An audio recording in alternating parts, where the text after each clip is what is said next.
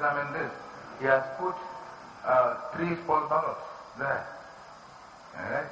So, further examination of this sheet may tell you that there is also something that is wrong with the entries.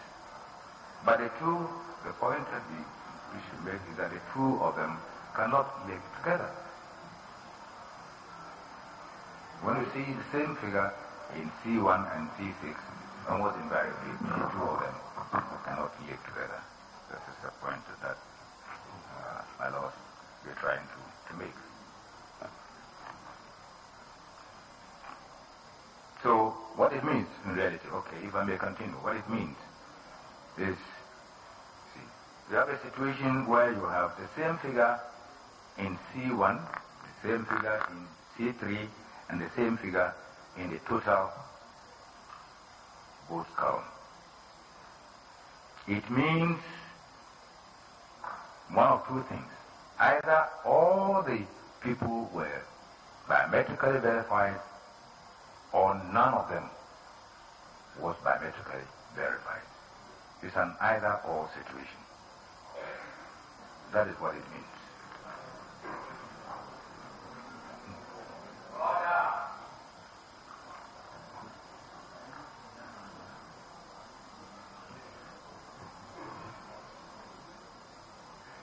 If you could continue with the Form 1C being there, or not on the form, that is, the question. Sorry, C3. The question C3. C3, okay. Yes, and yes, my lord, I'm suggesting that the two of them cannot live together. And as I said the other day, my inclination would be to say that the C3 is the one that should give way. And the reason is that, one, every polling station was supplied with a biometric verification machine. And secondly, the officers were instructed not to take the Form 1C to the polling station when they could not get agreement with the political parties that people would be verified by the use of Form 1C.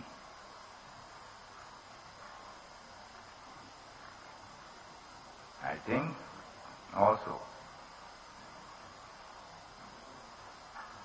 that the way to verify this, settle this, is an either-or situation, will be by recourse to the biometric verification device.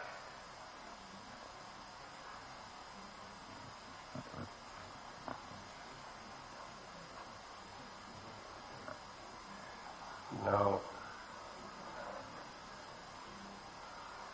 Doctor, I still have a problem with this.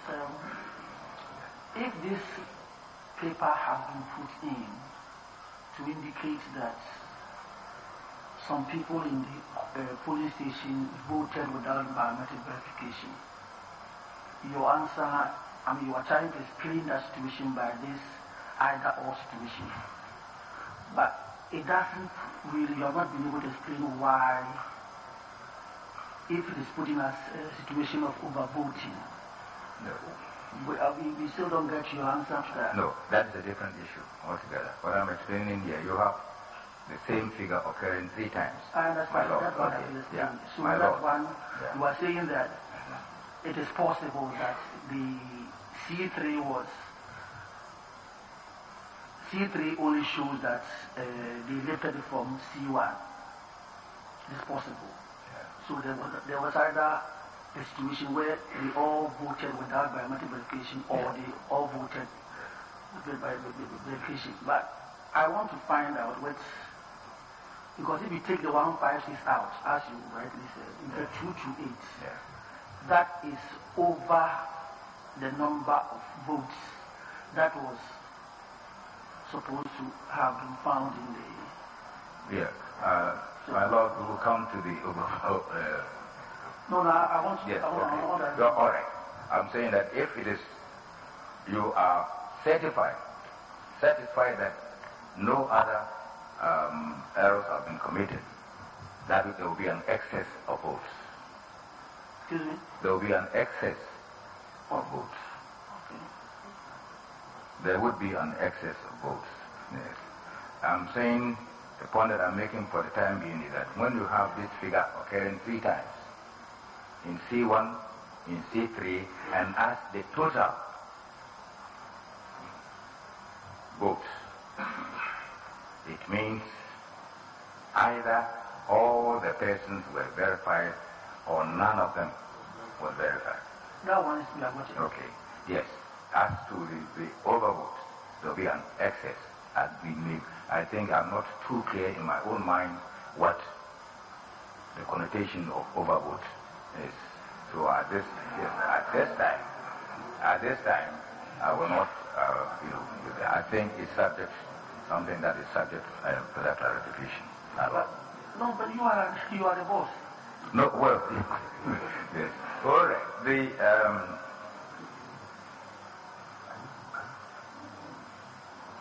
Okay, my lord, the classical definition of overvote, is where the ballots cast exceed the number of persons eligible to vote at the polling station. Or if you like, the number of persons on the polling station register. That is the classical definition of voting. The 2 new definitions have been introduced. 2 new definitions. There's nothing wrong with that. But I have problems with these 2 new definitions that have been proposed.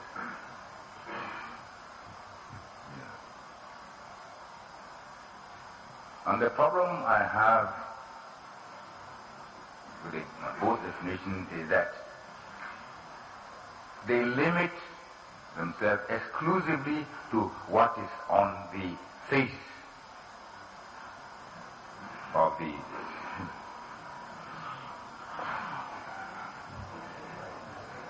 They limit themselves, as I understand the definition.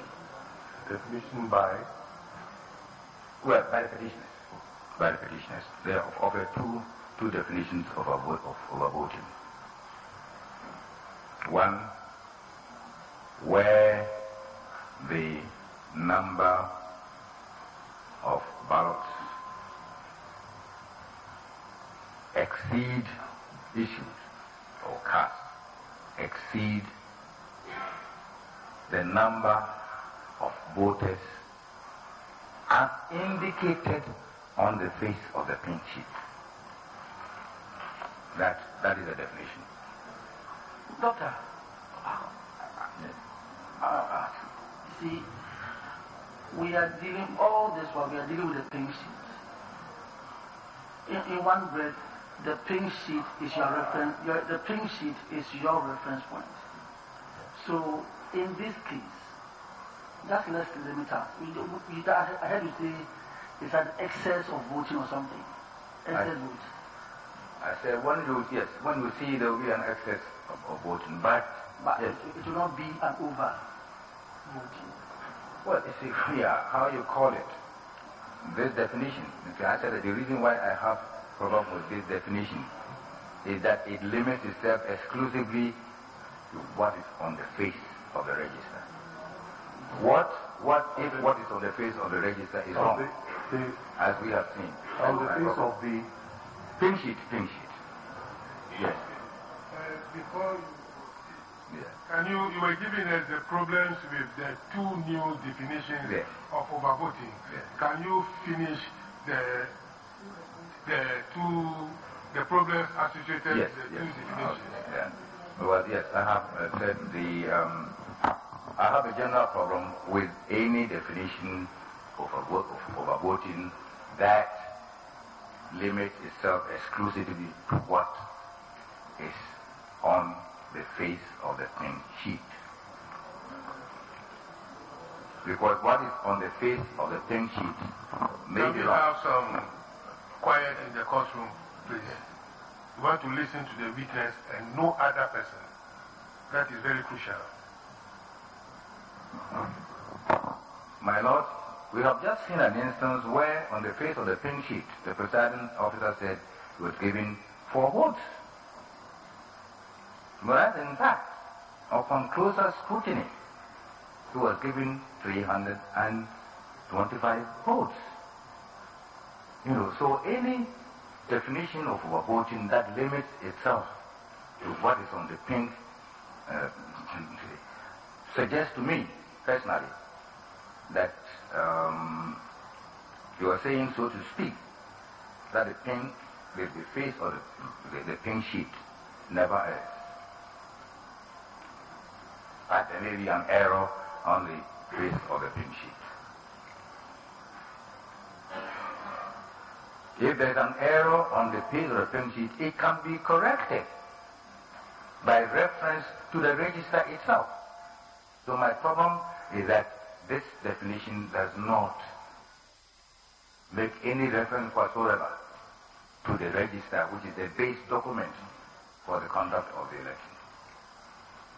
That is my problem. So, Now, who does the correction? Who does the correction you are talking of? Well, if I were to read this document, the one that said 4,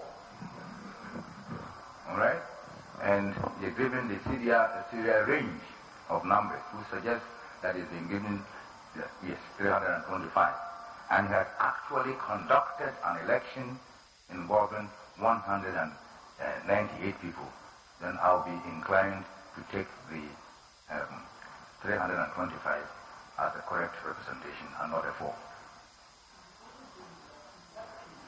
The correction is done by restore to other figures on the pin sheet, which you say can also be wrong. But in the other case, what you are saying is that you have to make records to the register, which means that, for example, the accounting information, what is the number of ballots issued to voters on the polling station register. You see, we have a situation where we have the polling station register, and we have a question which is the number of people who have been issued with. But if you have to make records to the register to find out whether the number voting is actually over and above the number registered, then we don't even make room for people dying, or people not voting, or people, you see, on the voters register we may have hundreds, but we may actually have, and as you are aware, with your 34 years or so, you realize that there is hardly 100% voting in any situation. So if you say that overvote is only when it is above the number of people in the register, that is really something. Your Lordship, I have not said overvoting is only when I said the classical definition. I said that was the classical definition. Now we have adopted a new technology. I was going to go on to that. We have adopted a new technology, and we spent a lot of money in buying that technology. You know, it was not for that technology should help us to modify our definition of overvoting. But I'm making a technical point that when you limit it only to what is on the face of the pin sheet, then I have a problem with it. Well, let's go. now, Dr. Farijan, can you tell us what the biometric verification device does? There, basically the biometric verification device will capture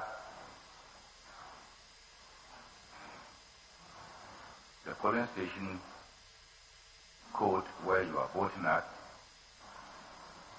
as well as the particulars of the voter, and store it in his memory. And those particulars include the voter ID number, the full name of the voter, and the date and time when the person was verified to vote.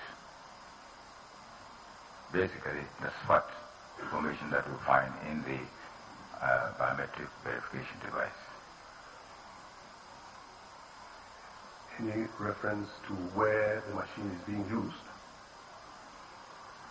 Well, it is used at the polling station, to verify the voters before they're given the ballots. And this is the information that the record that it keeps of what happened at the polling station.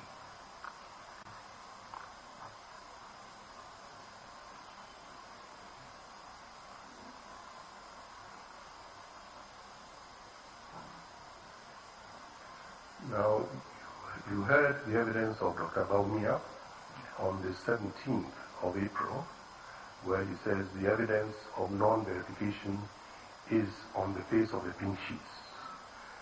Now, what is your comment on that? On the 17th of May. I have said that when you have, in fact, what the petitioners have done to get what they say is the total number of persons who did not go through biometric verification is to simply aggregate the figures in C3. But I've shown that when you see the same figure in C1 and C3, it's an either-or situation if you read the form properly. So, in resolving an either-or situation, what they have done is straight away aggregate the numbers in C3 and say that on the basis of those numbers, people did not go through biometric verification. But what is your position? As to whether our position, since we gave biometric verification machine to every state polling station, will be that in this either-or situation, the persons were verified to vote, and the verification machine would indicate that.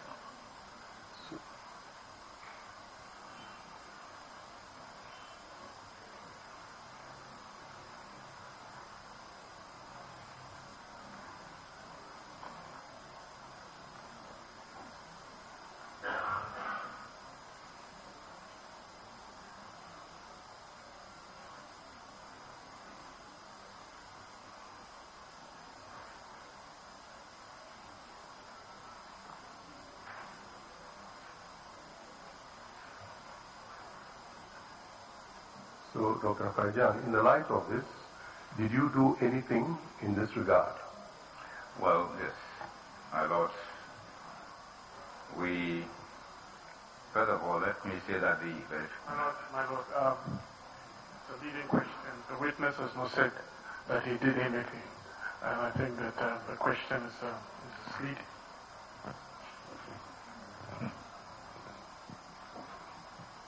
Well, you are suggesting that something did happen. My Lord, I'll rephrase the question. Yes. Dr. Farjan, did anything happen in this regard? Yes, my lord.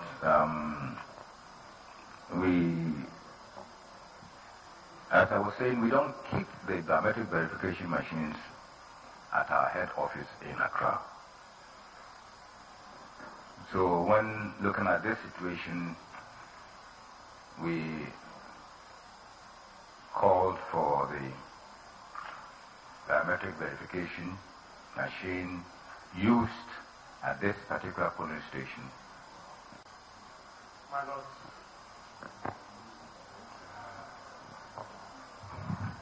this evidence has not been pleaded, they have had notice of these pink sheets for quite some time. Nowhere in their answer or their affidavit sworn to by Sule Amadu is there any statement to this effect.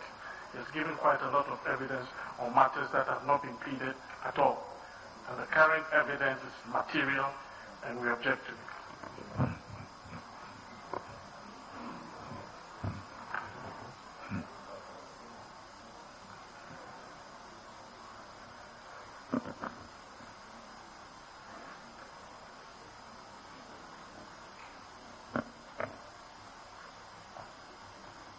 My Lord, we have pleaded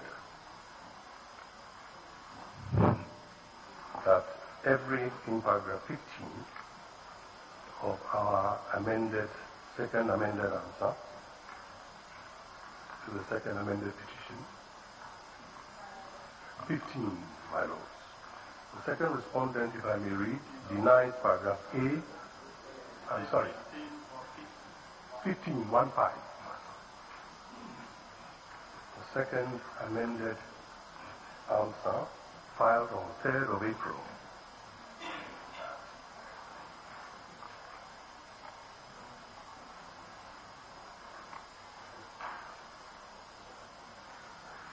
If I may read, second respondent denies paragraph A of ground 1 of the second amended petition and says, in answer thereto, that registered voters who were not successfully verified were turned away from polling stations, and at about 400 polling stations in which the verification process faced challenges, slowness or malfunction, etc. On December 7, voting continued the following day when functioning of the verification machines was made available. My Lord, paragraph 10 also of the same, we say that in answer to paragraph 16, the respondent says that one and the same register would rise for our convenience briefly and return. Very well.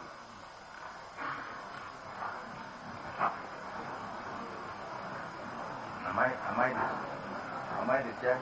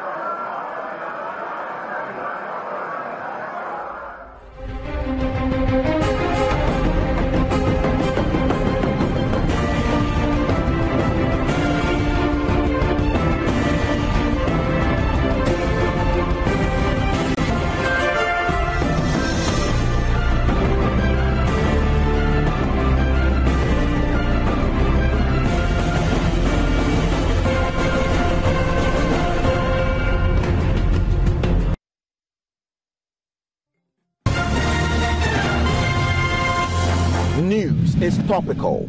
It is the latest and most compelling of events. On Top Story, we bring you the top story, the day's leading news item in 15 minutes. It's sharp, focused, and is live every weekday at 5:30 p.m. on Joy News on Multi TV, on radio and online. Top Story with Evans Mensah. Top Story is brought to you in association with Star Life Assurance, your financial anchor. Imagine producing electricity from ordinary ash, building state-of-the-art homes with a cheaper building material, Pozzolana, produced by Ghanaians. Imagine life with a fufu pounding machine, improving an interior decoration with living room sets produced from plastic bottles. Imagine a country where everything we use is produced by ourselves, engineered by our innovations. But here in Ghana, it's hard to trace the whereabouts of inventors, and there are many innovations gather dust on shelves. Innovation 101 takes a step ahead, puts the spotlight on our local champions. Innovation 101 on your Joy News channel.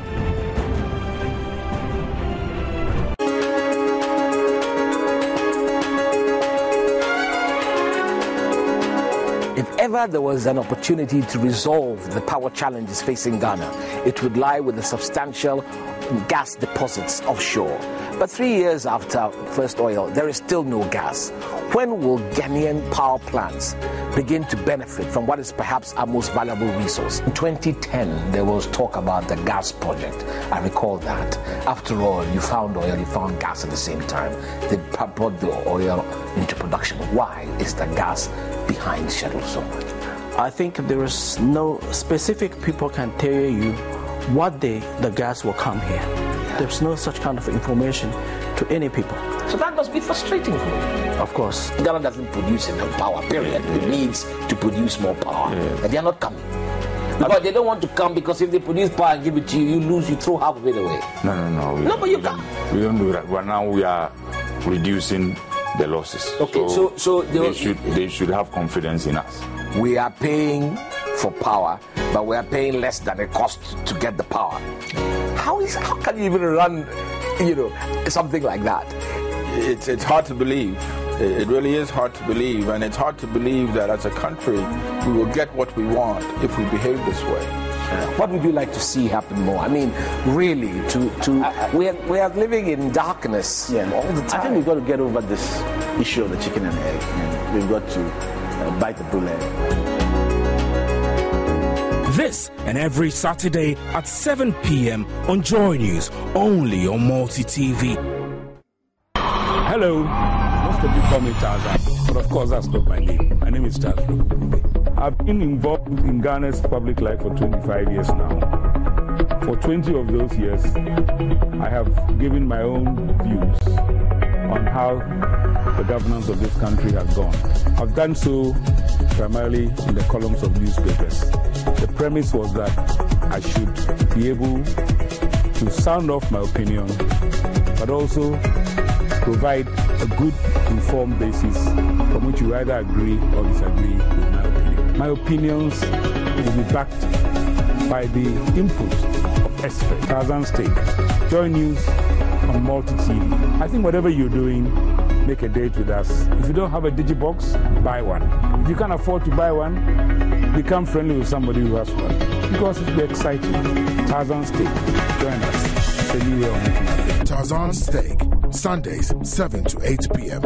on Joy News, only on Multi TV and online www.multitvworld.com/streams.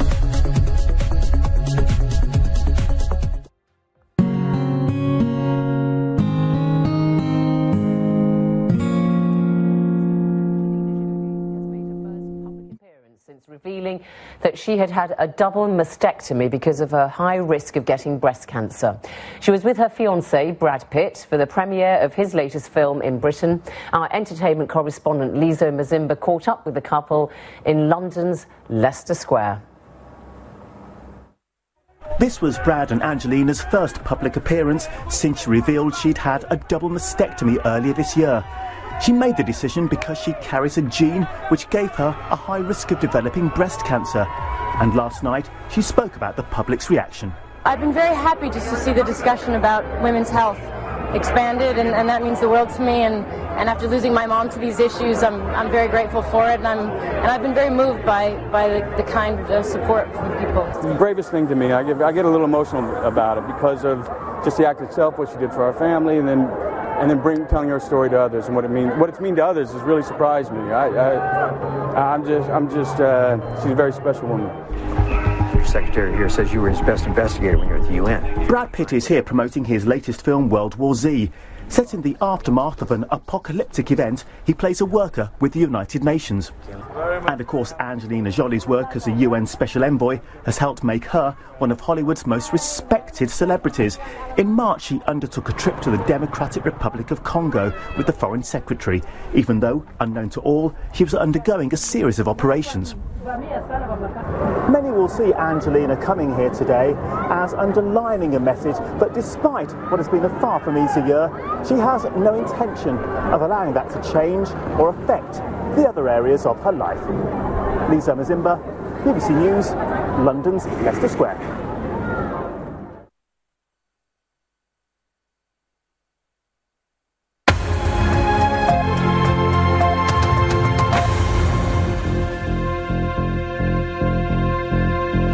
You're watching GMT with me, Zainab Badawi. Now, countries across Central Europe are reinforcing flood defences as water from days of torrential rain inundates low-lying areas. In Germany alone, at least 4 people have died or are missing, and hundreds have been moved to safety. In the Czech Republic, the government has declared a nationwide state of emergency. Now let's join our correspondent Stephen Evans, who is in Berlin, and we also have Rob Cameron, who is in Prague. Start with you, Steve, in Berlin. So in Germany, several dead or missing. Very tragic. That's right. All the focus at the moment is on the town of Passau, where it's an ancient historic town, but 3 rivers meet there, including the Danube, and it is currently underwater. The water is at a level since it hasn't been for the last 70 years, and they are fearful that it will rise even further. Some of the dead in this country, or across the region, have been to do with drowning, and others have been caught under landslides provoked by the heavy rain. So it is receding in some areas to the north of Bavaria, but in Passau they are waiting with bated breath to see if the river keeps on rising. The military are involved, putting sandbags in the area where they can, and ferrying people by boats down main streets. Rob, in Czech, give us an update on the state of affairs there. Well, it seems, Zainab, that the situation in Prague is perhaps not as catastrophic as the authorities had feared. We were all waiting for the river Vltava that flows through the centre of Prague to peak, and it seems that it is now reaching its maximum volume of around 2,800 cubic metres of water per second. This city suffered devastating floods in 2002. Then the water levels were about twice as high in terms of volume. So it seems that Prague has escaped the worst of what the river Vltava can summon. But of course, the tension now shifts towards where Steve is in Germany, as the Vltava flows into the Elbe River and many industrial towns, low-lying towns located in northern parts of the Czech Republic. Sure. Stephen, I mean, a floodwater defence is adequate in Germany, or is this really just off the scales, that there isn't much that could have been done? It is off the scale. They're talking about a once-in-a-century flooding, that kind of event. But having said that, they had a once-in-a-century flooding event in 2002. So there is a little bit of a sense of not quite knowing what's going to happen. Clearly, the defences aren't adequate because they've been breached. One of the difficulties with the Danube is that it's a working waterway which is continually adapted with dams and excavations, so the whole condition changes. The army at the moment is trying to make sense of the whole thing, if you like, work out where, should this water keep rising, where the vulnerable points are. OK, Stephen Evans in Berlin and Rob Cameron in Prague, thanks very much indeed for that update on that flood alert in Central Europe. Now, the US soldier accused of causing America's worst ever national security breach goes on trial later today. Bradley Manning is accused of leaking hundreds of thousands of classified government documents to the website WikiLeaks. He's pleaded guilty to several offences, including breaches of military discipline. However, he denies the most serious charge, that of knowingly aiding the enemy. From Fort Meade in Maryland, David Willis has the story. To his supporters, he is America's foremost political prisoner. A man with the courage to lift the lid on the most egregious examples of US foreign policy.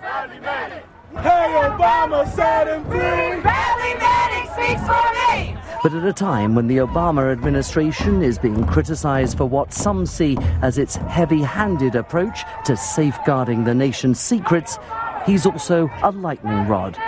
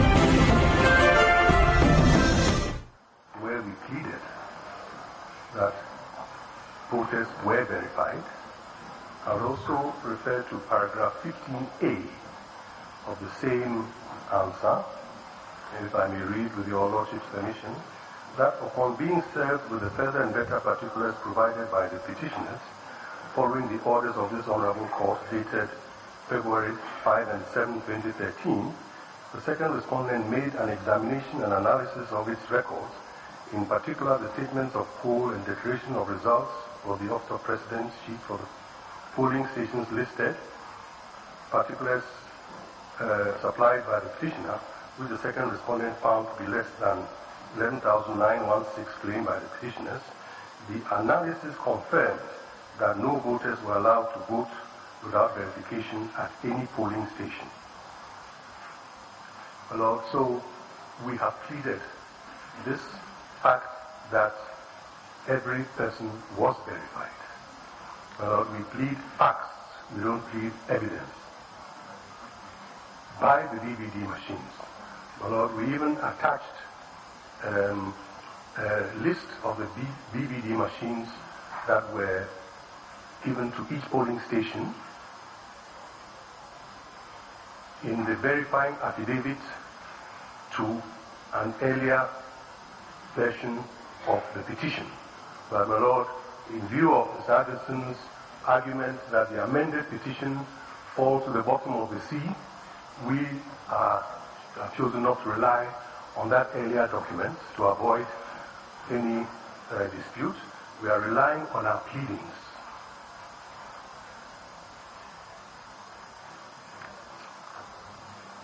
My Lord, at this stage, the objection was that we have not pleaded.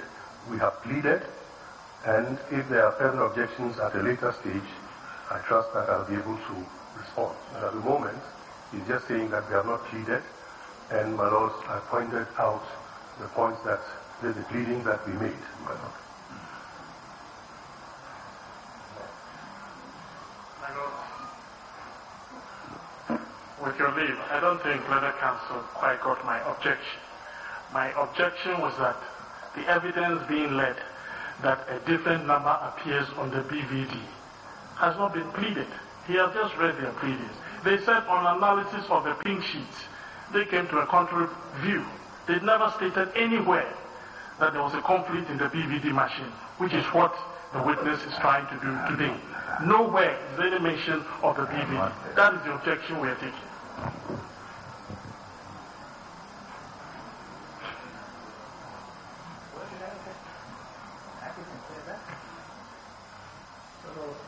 Verification is only by BVD.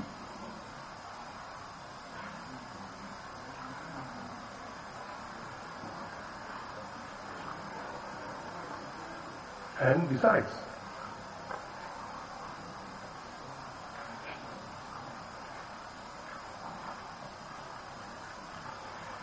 as I referred to your Lordship's respectfully to paragraph 15A, the end says that the analysis confirmed that no voters were allowed to vote without verification at any polling station.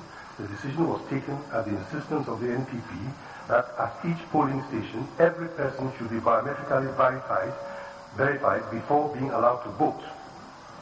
My Lord, we have pleaded sufficiently to give this rebuttal evidence. At a later stage, I trust that I'll be able to answer any subsequent objection that may come. But at this stage, he says we have not pleaded.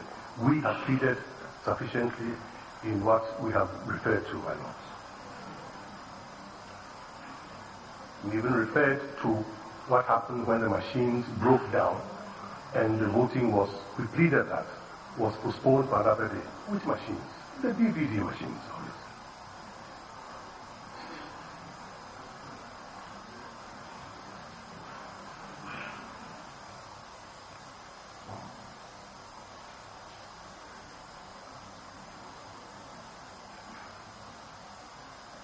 And in anticipation, my Lord, this is a matter that will enable your Lordships to come to a conclusion as to what actually transpired at the polling stations, my Lord.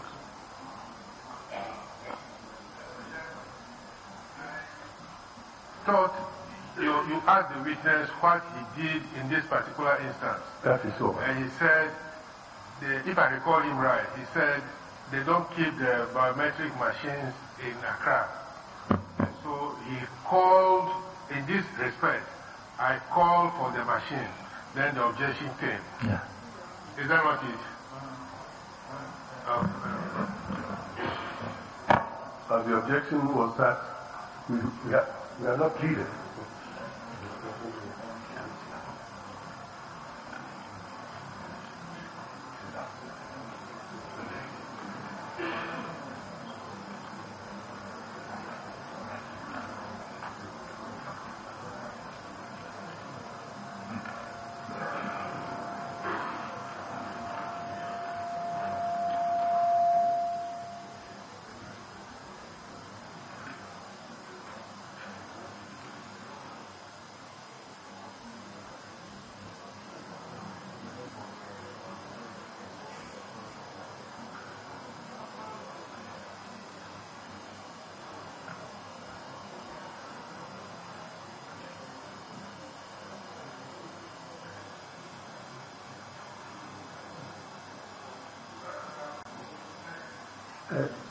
And 15A, 10, 15 and 15A, my lords, of the second respondent's second amended answer to the second amended petition filed pursuant to the order of this court, my lord, made on 2nd April.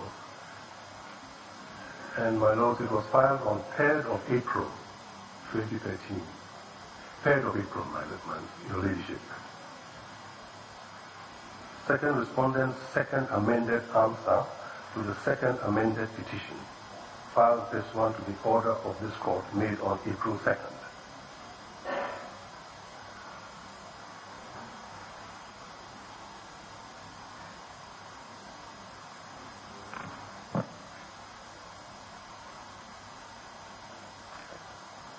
Your Lordship will recall that the petition was amended twice, that is, about 3 times.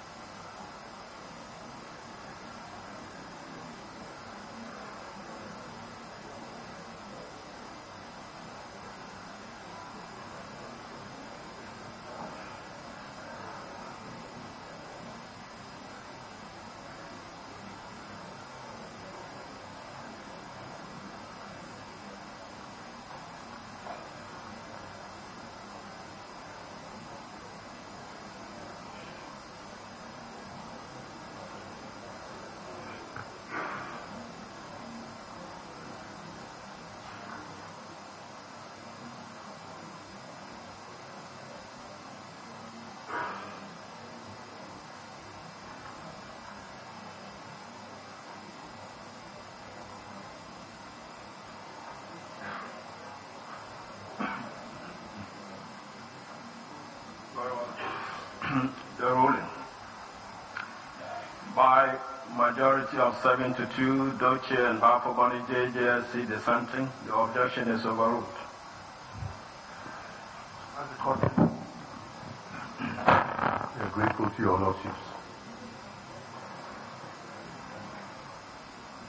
So, Dr. Afarijan, you were saying that what you did, you had the machines. We had the machines brought to our headquarters in Accra, and we verified the information and downloaded the data, and then made printout.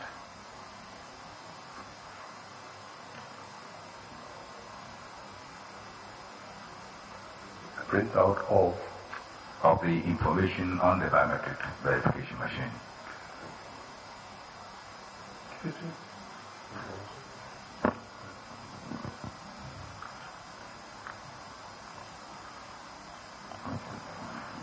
What do you have in your hand? It's the information from the biometric verification device, and we read the name of polling station. This is what you mentioned. This is what I mentioned. My Lord, what would you like to do with it? I would like to tender it in evidence.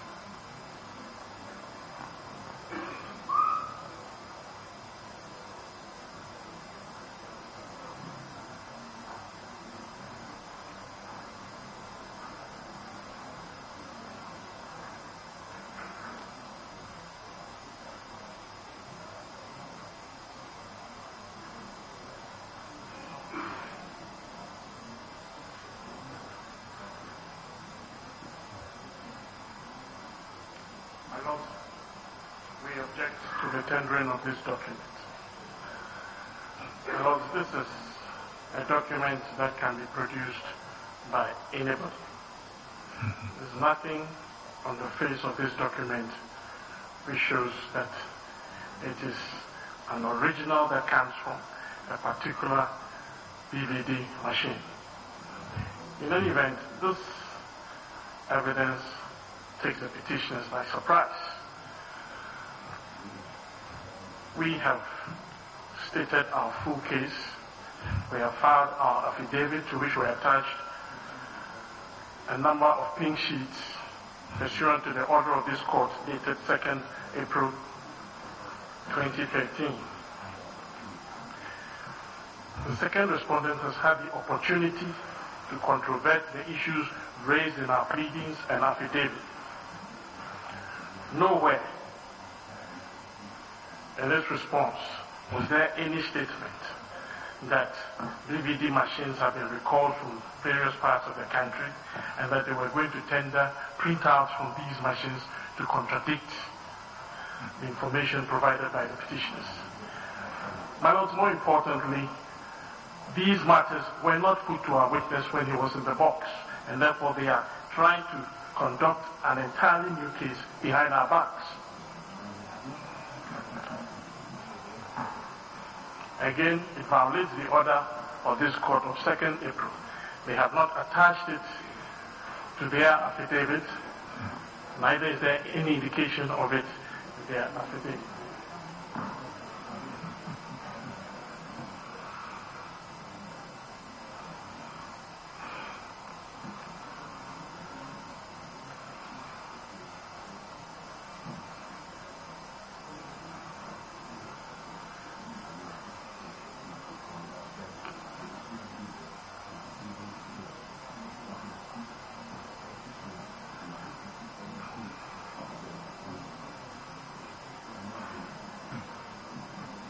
I'd like to refer your Lordship to the Evidence Act 1975, Section 52C.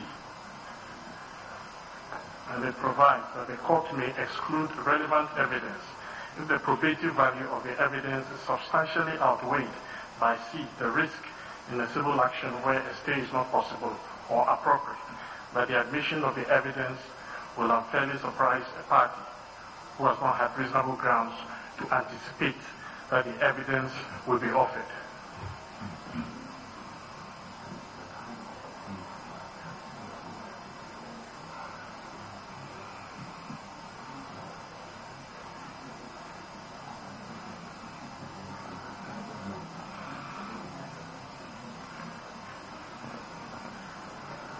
Listen, I'm not an IT specialist, but I stand to be corrected. Where there is a dispute on a pink sheet, and as we have been told, some data has been captured by the biometric, by the BVM during the exercise, that's the voting. And if, as is being sought to be done, the document is an accurate record of what transpired during the poll,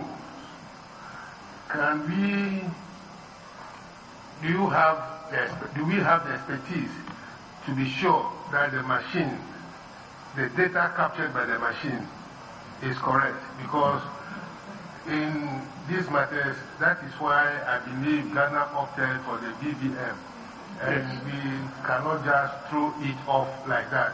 We must make use of it when, in times of crisis or in times of dispute like this. My Lord, that is why I started by saying that it is a document that can be produced by anybody. The document as it is. One cannot say for sure that this is original information on the BVD. That is why if they were going to rely on it, they should have exhibited it for us to cross-check. Because, my Lord, all the information on the BVD is based on software which can be changed.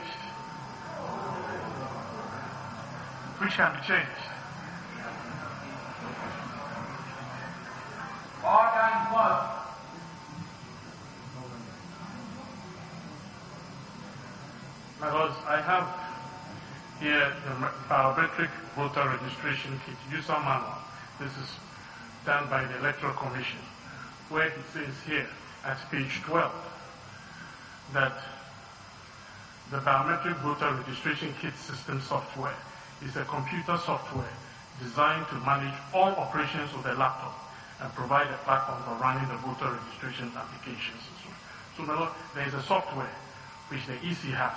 And once you have this software, you can manipulate anything and produce it. Yes, it is technical. Once you have the software, you can manipulate and produce any list.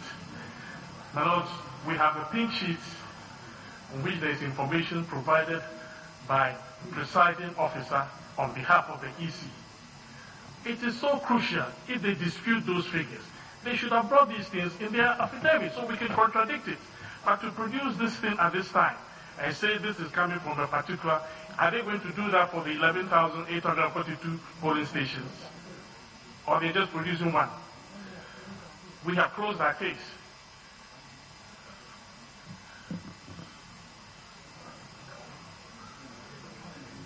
What?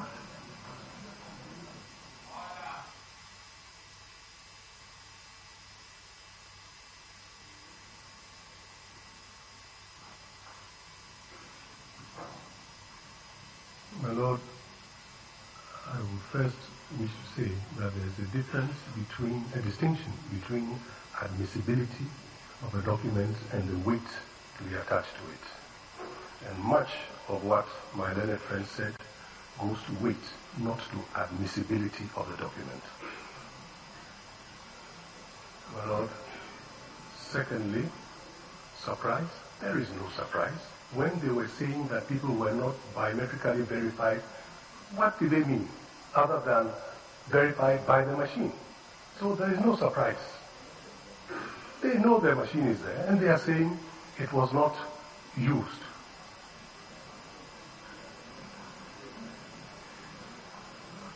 When we were filing our affidavits, we did not know the evidence that was going to be led by them, or how it developed. You insisted at the bar that their affidavits ought to be served on you before you could reply. If my memory is not maybe misleading me, you said it, that you want them to have their affidavits served on you as a respondent before you reply. That was what you said. My Lord, the ruling by this court says to expedite the determination of this case, the trial will be by affidavits. However, the parties themselves may lead oral evidence, and that is what the party is doing now, my Lord.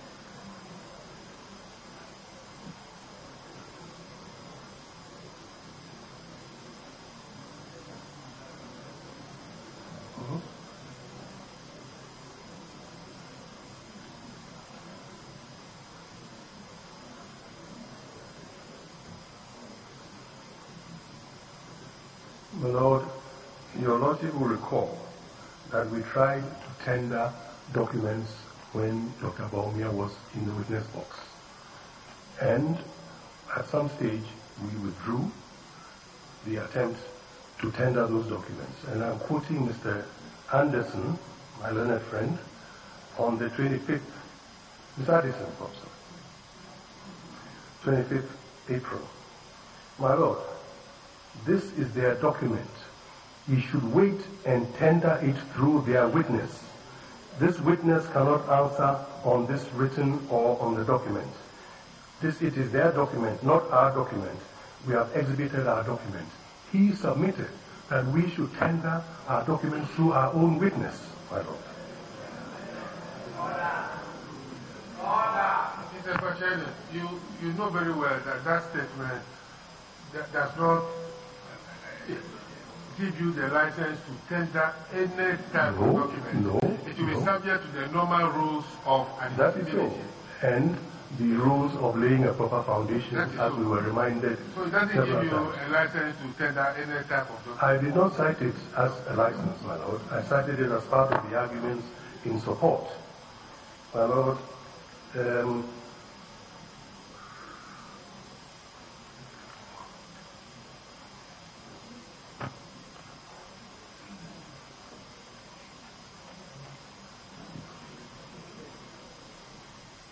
I would like to also refer to the observations made by Your Lordship, Mr. Justice Doche, on the same day, 25th April,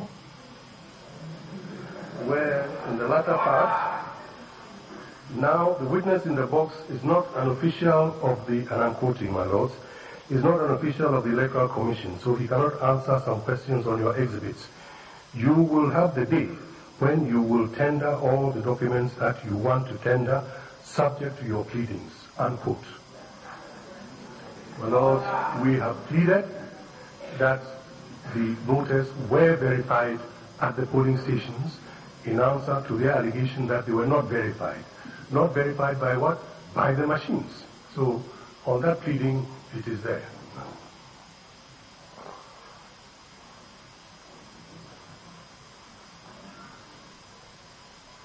So, Lord, we are saying that there is no surprise whatsoever, and on the ruling, the evidence of witnesses is required to be by affidavit. If I may read accordingly, after saying that it shall be by affidavit, however, the parties themselves may leave oral evidence.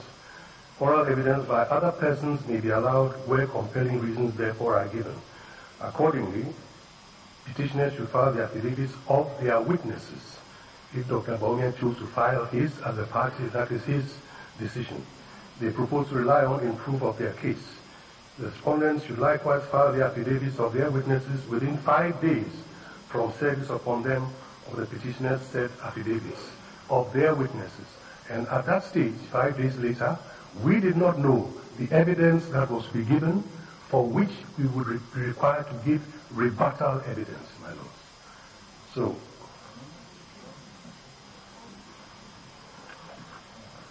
the Lord decides on the relevance, if we are all interested in arriving as to the truth, as to what happened at the polling stations, bearing in mind the constant refrain of Dr. Baumia, you and I were not there. My Lord, this evidence that we are seeking to tender is the most relevant piece of evidence in this regard. And when they say people were not biometrically verified, it is by the machine.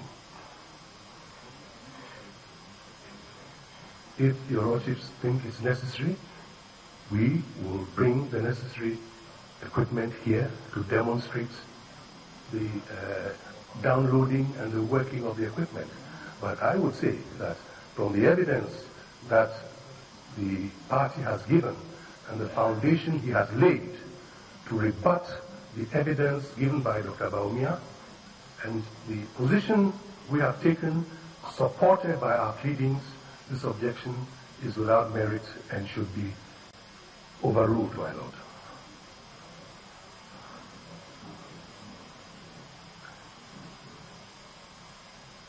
My lord, with the leave of the court. My learned friend raised the issue of when Mr. Chiketa was asked to tender the pink sheets. Maybe I should remind him that when it came to that time, it was refused. I said nothing about Mr. Chiketa. Right. My learned friend will quote me accurately. Right. I'm now making reference to Mr. Chiketa's position. When he also came to tender pink sheets, it was refused by the court, even though earlier on, when he tried to tender it through the petitioner's witness, he was told that he should wait till it was his turn. There's nothing automatic about it. Now, my learned friend says that the evidence they are seeking to tender is most relevant. It is material. That is precisely the reason why it should have been pleaded and attached to their affidavit evidence so that nobody is taken by surprise. I have referred your lordship to section 52C of the evidence decree, which talks of exactly the situation we are confronted here. Which seeks to avoid surprises.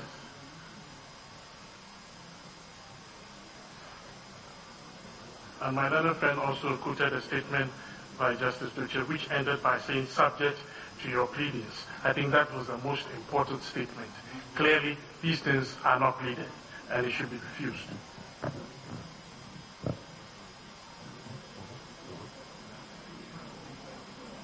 Lord, just one reference to what my learned friend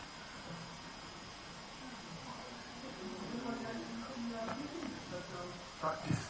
You see, when an objection is taken and it is replied, if you have anything useful to add, because admissibility is a question of law, you seek the leave of the court. Because if we do not adhere strictly to the settled practice, you'll be abusing the court procedure.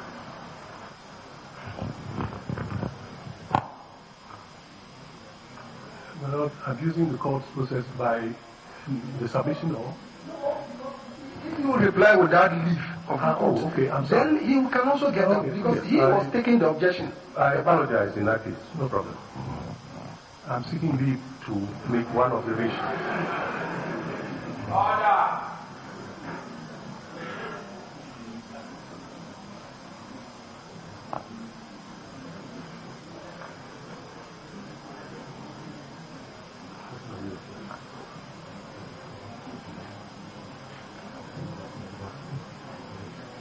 My Lord, the element of surprise to the party under 52 is where it will create a surprise to a party who has not had reasonable ground to anticipate that such evidence would be offered.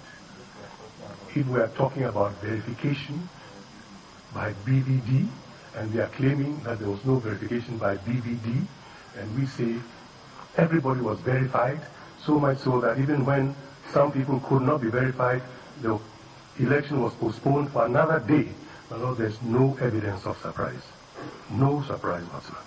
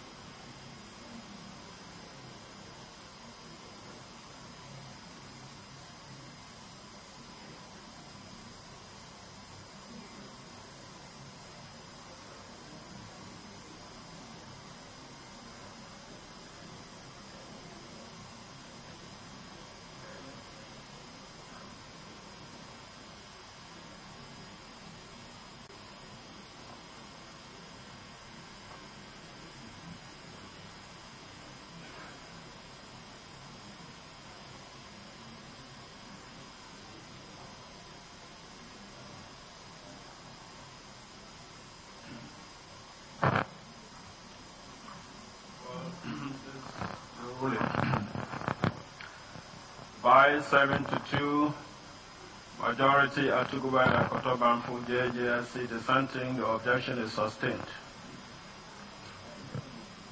We are most grateful, my lords.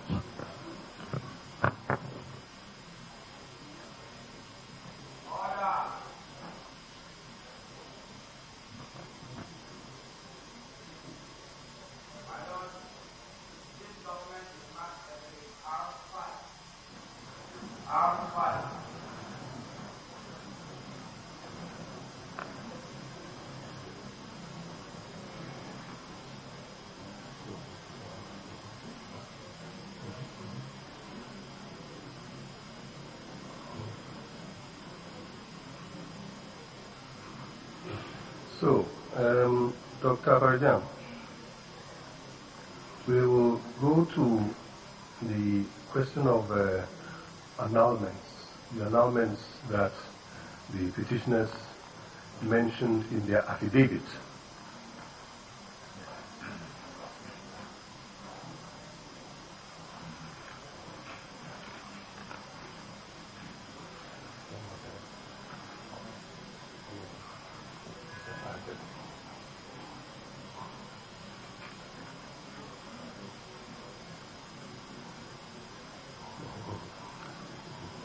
Now, they took place in some constituencies in the northern region, Brongahafu, and eastern region. Can you tell the court when you got to know about these annulments? Yes, my lords. I was informed soon after the election about the annulment in Bekum. The regional director wrote a letter indicating that the election results at Kutri number 1, Roman Catholic Primary School, Kutri number 1 in Bekum, has been annulled.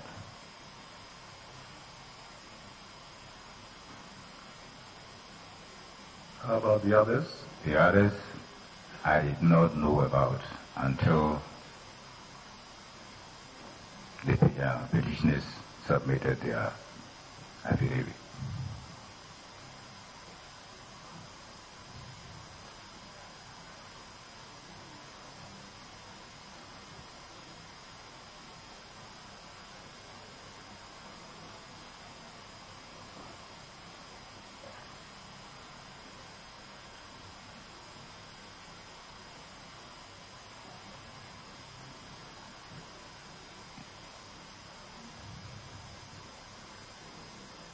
Can you tell the court the reasons for the annulments?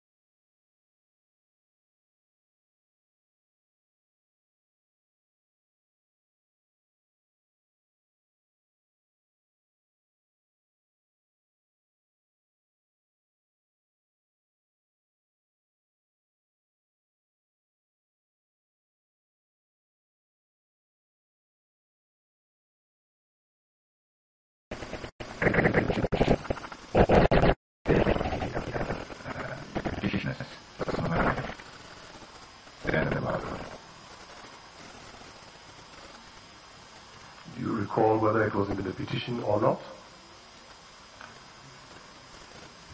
Well, I hadn't read anything before. Before then, I hadn't. Yes.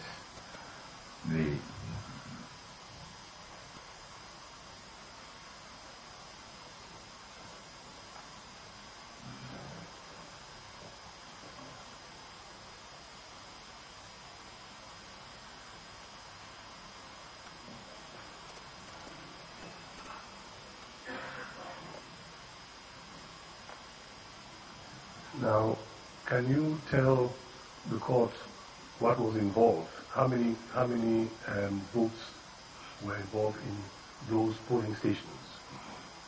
Well, my lord, I must separate the presidential from the parliamentary because two different rules apply. And let me also say that the returning officer at the constituency level has authority to deal with these cancellations at the constituency level. Of course, if somebody is aggrieved, he could then take the matter up with the commission. But we received no protest whatsoever from any of the places where the results were cancelled. See, in the case of Brekum, I can easily understand why the cancellation would have would not be contested at all, because if I remember correctly, Dr. Nuama was leading by over 6,000 votes in the parliamentary election, and the polling station at issue, which is Kutri Roman Catholic Primary School, the whole polling station total register is 221 people. So if somebody is leading by over 6,000 votes under the cancellation at one polling station, the total registered voters of 221, then it will be pointless to go and do the election in that place. The same situation applies to Tanoso North, where the leading candidate was leading by over 3,000 votes. The same thing applies to Osoko and so on. So with the parliamentary, I could understand why everybody would go along with the cancellation immediately. But who is the returning officer? The returning officer. For the presidential? Who no. is? For the, yes. I'm getting on to that. I said I'm trying to separate the two. For the presidential election, the whole country is one constituency and there is only one returning officer. So any cancellation anywhere must be done with the authority of the returning officer. And that role is given in law to the chairman of the Electoral Commission. So, and that's precisely the reason why I was informed by the officer in Sunyani that the presidential result in Brekum had been cancelled, and I'm informing you because you are the returning officer and it may have some effect on the, in the other cases, as I said, I did not know until I read the affidavit, and there was no protest or petition from any courtist whatsoever. If you want the votes involved, let me state that in all the cancelled polling stations, irrespective of who won the parliamentary election, the polling station was won by John Mahama. Brekum, Tanoso, Aswako, the 4 polling stations in the Naregu Kambaga area, where the results were cancelled, all of them irrespective of the candidate, parliamentary candidate who won at the constituency level. All these polling stations were won by John Mahama.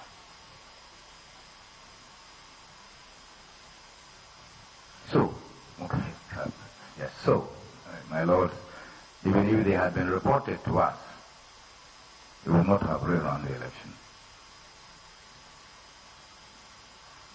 We would not have rerun the election. In fact, if they had been added, if the results of those 7 polling stations had been added to the national tally, it would increase John Mahama's national tally from 50.70 to 50.71 and reduce Nana Akufo-Addo's tally from 47.74 to 47.73. And I said that we will not have rerun the election simply because if we take the 7 polling stations together, the total votes, registered voters involved, is about 3,800. So if there was a rerun, there was a rerun. There was not even a mathematical chance that it will lead to a different outcome. So we will not have rerun the election. If it had been added, the results of the 7 cancelled stations had been added, John Mahama's would have gone from 50.70 to 50.71.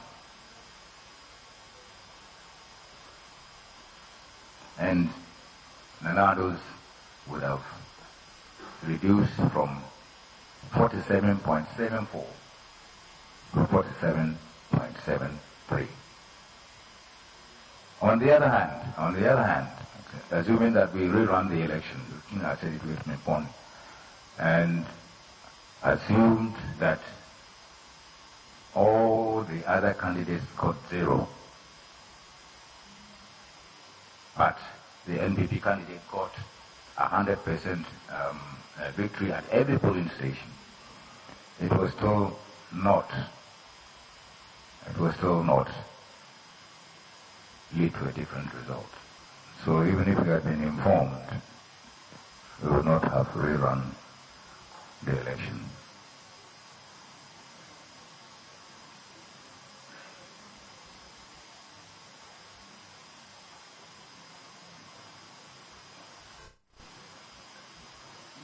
Can you recall the reason for the annulment or annulments? Well, yes.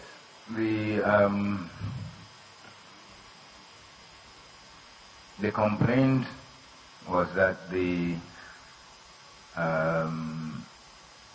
votes in the ballot box exceeded the number of persons verified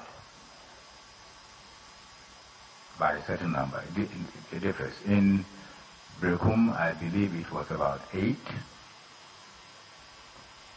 In all the other instances, I think it was by 1.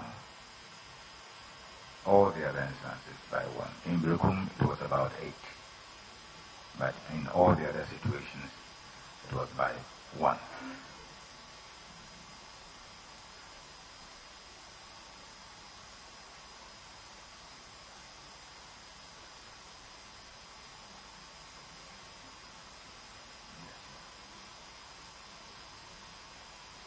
Now, in situations like that, can you tell the court what the procedure, whether there is a procedure that should be followed? No, in the annulment, all that we would do, no, the annulments, all you're talking about when there is the access. Yes, when there is. Well, see, if it had been reported to us, that would have been a different issue. If it had been reported to us, we would have taken certain steps to ascertain whether, in fact, those things constitute, access. There are all kinds of things that you would do, because we are dealing with a very sensitive situation. So we must be sure of what you're doing. It's gone over by the claim 1. And maybe in some places the votes involved are huge. So what you would do to make sure whether it's really gone over by 1, I'll first carry out a very careful examination of the pink sheet. That would be the starting point. A very careful analysis of the pink sheet. So we have seen that somebody says I was given 4 ballot papers, when in fact he was given 325. And in some cases, when you check the addition itself, there could be a mistake in the addition of the figures. So you would, as a starting point, check whether the pink sheet has been properly executed. In addition to that, I would recheck, as the returning officer, our cost to be rechecked, whether all the ballots in contention fall within the serial range of the ballot papers that were allocated to the station.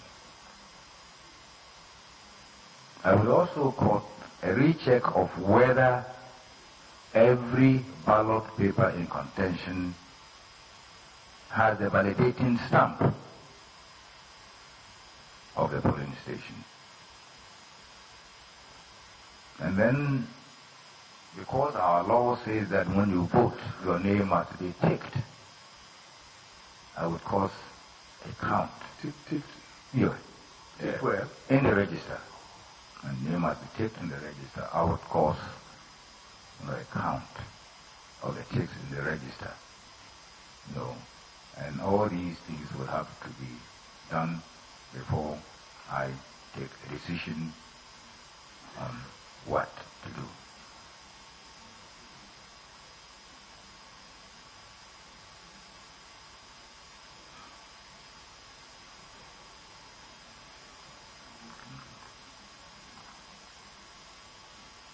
You mentioned that in this situation there would have been no need to do a rerun.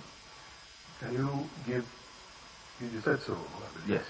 Can you give an example of a different situation where a different result would be required?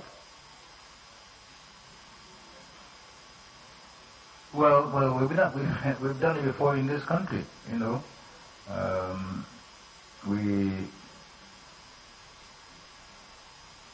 we did the election in time, when there was clearly a mathematical chance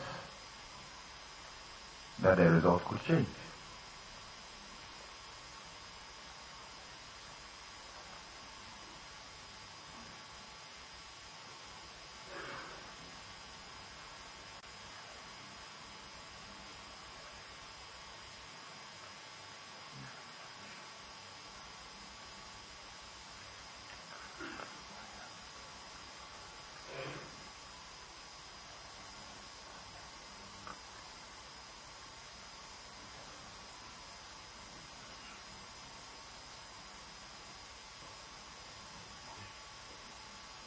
And in time, the situation? Yeah, I said in time there was the situation revealed a mathematical chance. So we rerun the election.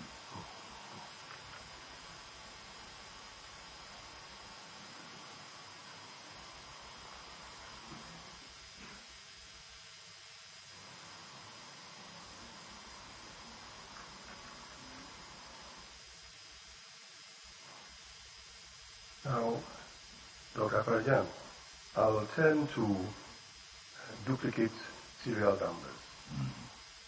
And you heard the evidence of, What rerun at 10? What was the reason for the rerun at 10? Well, you see, the votes, the quantum of votes was such that if somebody got all the votes, and the other person didn't get any. No, I've understood that. Yes. There must have been a reason that called for the reason. Well, okay. The election had been interrupted. Oh. Yes. The election had been interrupted, and that was the only place left for the results to be declared.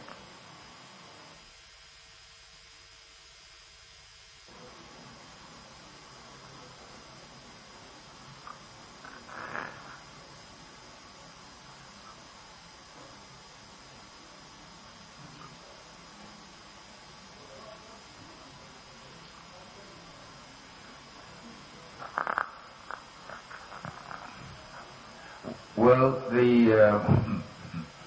my Lord, if I may respectfully say that we did not hear the question. No, you said the elections were interrupted. I want to know the meaning of that. What does it mean that it was interrupted? Well, the situation was created such that we could not hold the election on a specific day.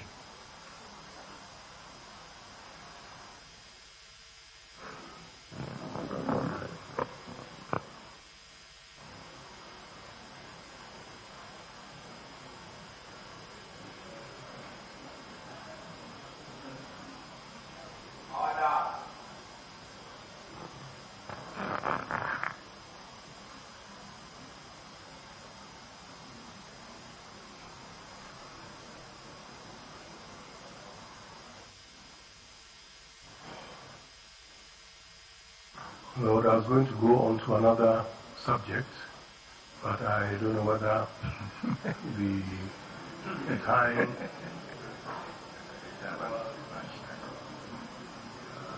Cannot go far because it's only 5 minutes to lunch break. So very well. We'll have to, if we start, maybe you have to rerun. like the time. So at this stage we take a lunch break, the usual 1 hour. I will take it that we rose at 12:30, so you have a bonus of 5 minutes, 1:30.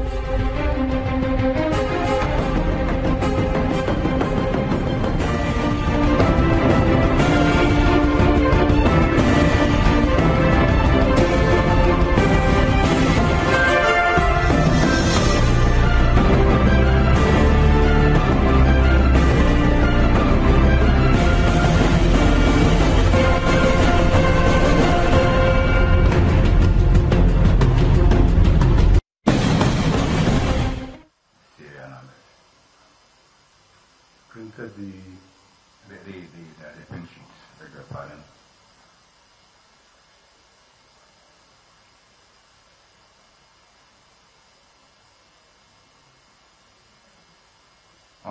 unlike in the case of ballot papers, where the law requires that we print numbers, there should be a number on every ballot paper. I have seen no reference in the Constitution or a statute or an instrument to serial number of the pink sheet.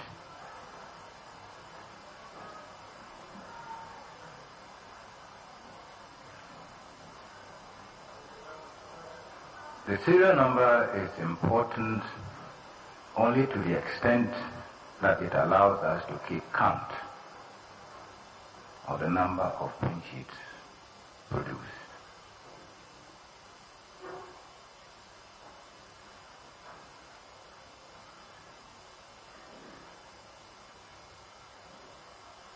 The pink sheets are distributed randomly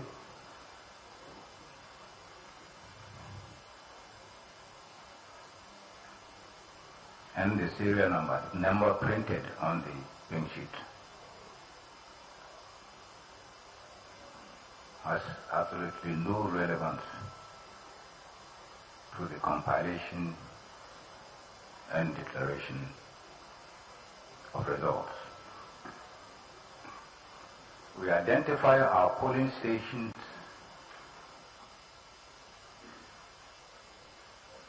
by their unique code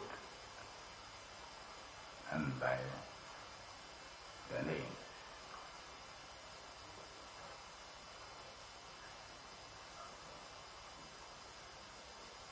And in fact, throughout this trial so far, I've never heard anybody identify a polling station by a serial number throughout the entire trial, either by anybody at all.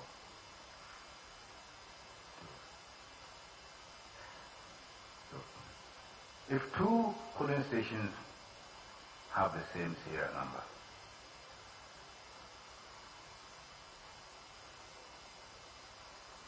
that will in no way affect. You mean two pink sheets? Two pink sheets. Okay, two pink sheets. No, they're talking about two pink sheets for two pink sheets with the same number for different polling stations. It will not have any effect whatsoever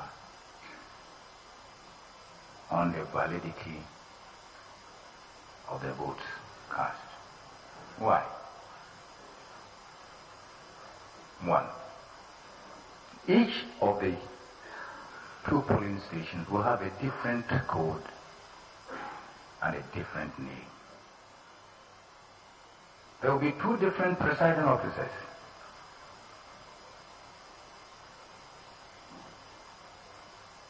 And two different sets. Your Lordship are right.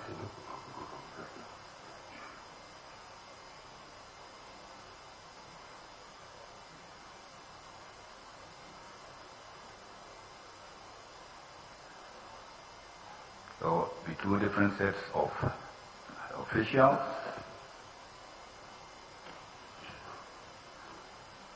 There will be two different sets of candidates' agents.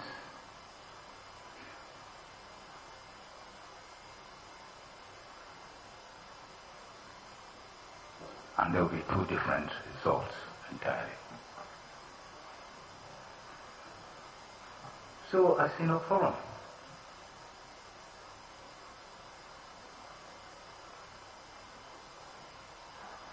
And when the results are taken from the polling station to the collation center,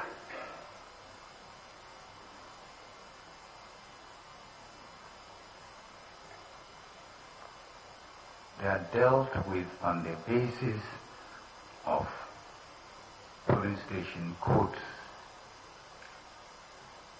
and no serial numbers.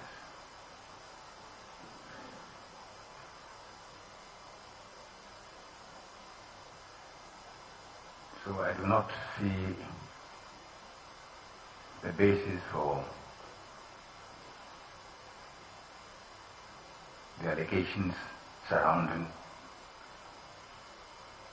the serial numbers. I see no basis at all.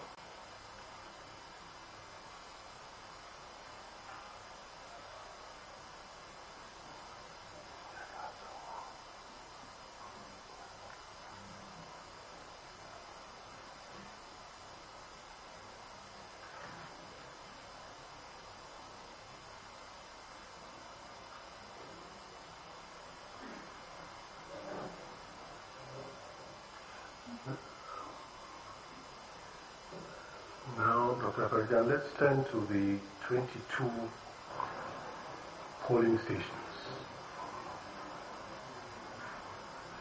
that you are aware the plaintiffs allege were unknown or outside the 26,002 polling stations.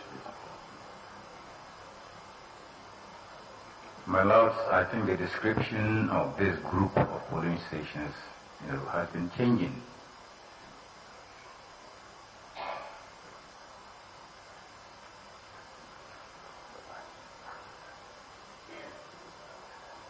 In the first instance, the petitioners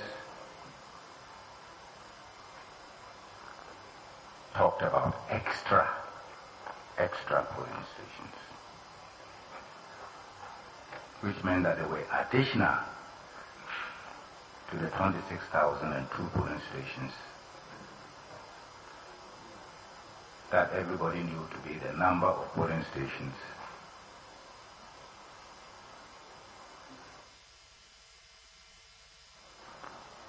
for the presidential elections. If this were so,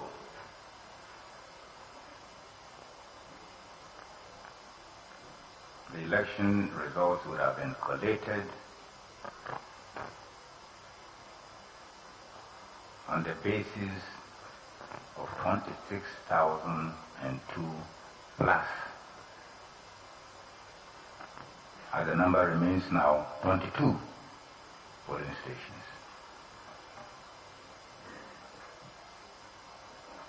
That is 26,000 and 24 polling stations.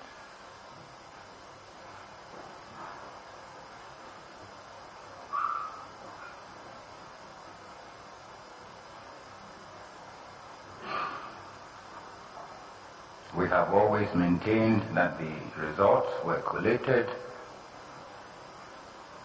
on the basis of 26,002 polling stations.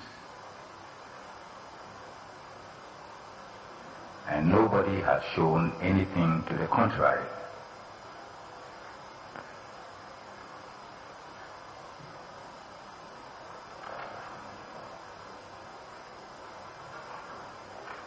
Now, so the extra, that was the extra description. Then they became unknown. Well, that is not strange to me. I have worked in the commission for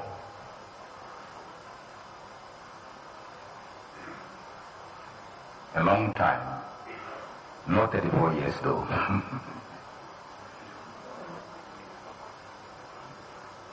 But I do not know all the polling stations in this country. And I do not think that anybody knows all the polling stations in this country.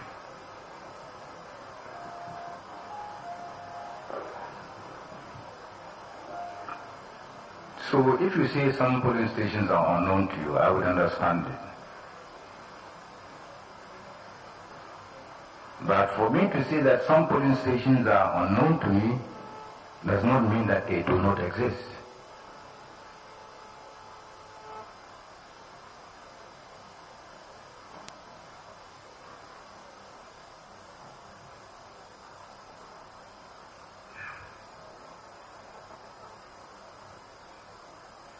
The third way that these group of polling stations have been referred to is that they had them, but they could not match the codes. They could not match the codes.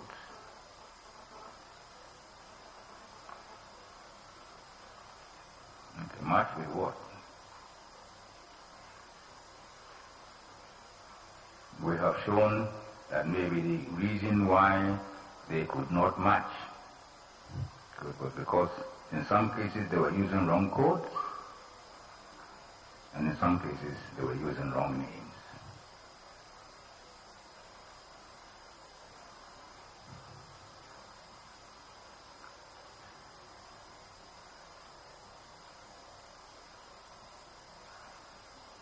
But, my lords, for me,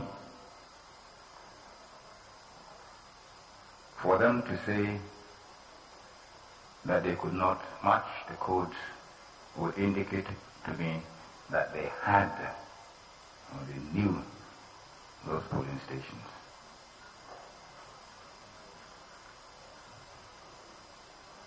And I must say that we have not given out pink sheets since we first gave them out at the close of elections on election day to the candidate agents who were present at the polling stations. We have not given any pink sheets out. So how did they get those pink sheets?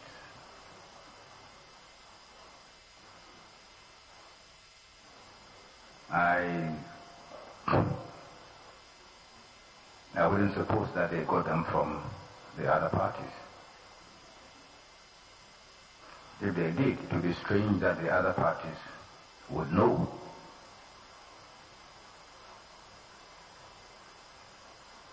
And a big party, as a new patriotic party, would not know.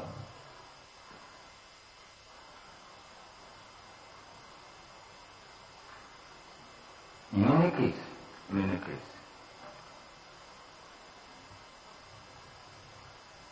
from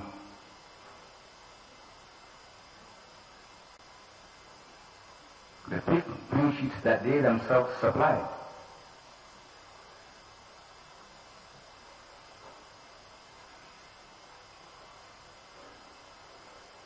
there is proof that they sent agents to those 22 polling stations, and that the agents did sign those pink sheets and collected copies.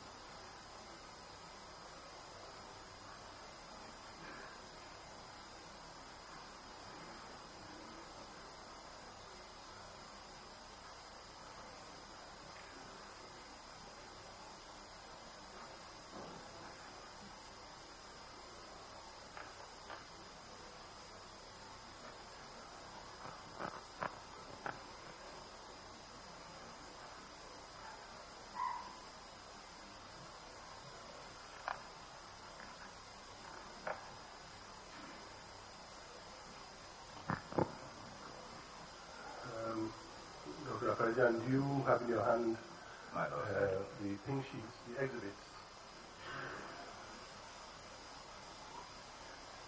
Can you tell from examining them and let us know whether the agents of the parties appended their signatures on those exhibits?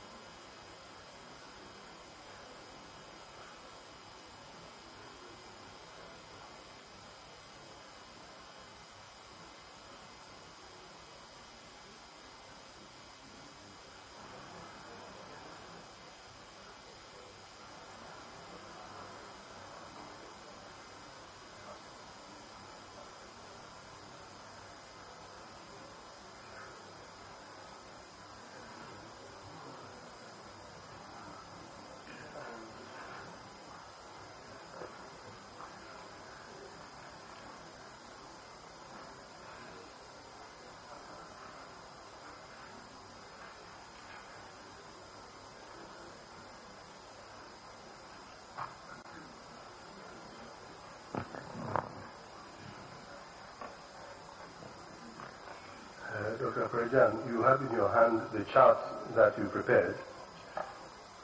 If you could indicate the headings. My lords, the heading is alleged unknown polling stations where voting took place. And the various columns.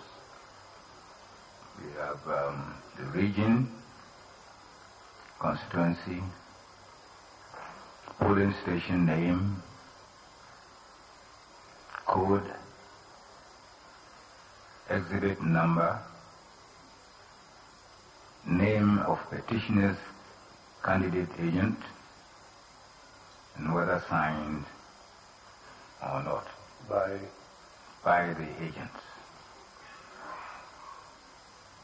What would you like to do with the document? Would like to tender it.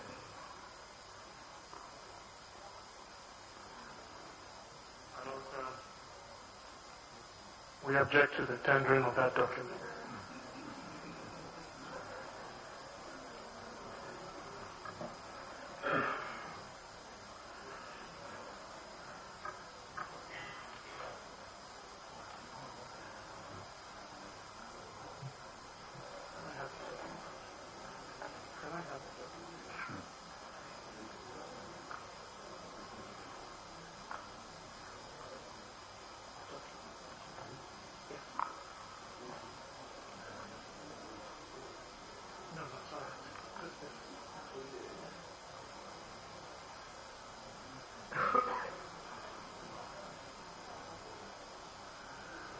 I don't know what this document is being tendered for. This is a document in which, first of all, there's a list of 21 polling stations instead of the 22.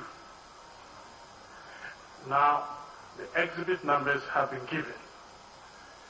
But some of the polling station names is not as it is on the exhibit numbers. Again, some of the codes are not as it is on the exhibits that have been set out here. So we can't tell what it is that they are tendering this document for, because it's a mixture. If they were trying to differentiate what we have provided, they should have set out our exhibit, the polling station name, the code, and then they provide theirs. But they have provided one document as if the exhibit has this name and the code they have stated. And that is not so. So it's a bit confusing. I don't know what it's set out to prove. But the exhibit numbers do not correspond with the name and code as it is on the exhibit numbers.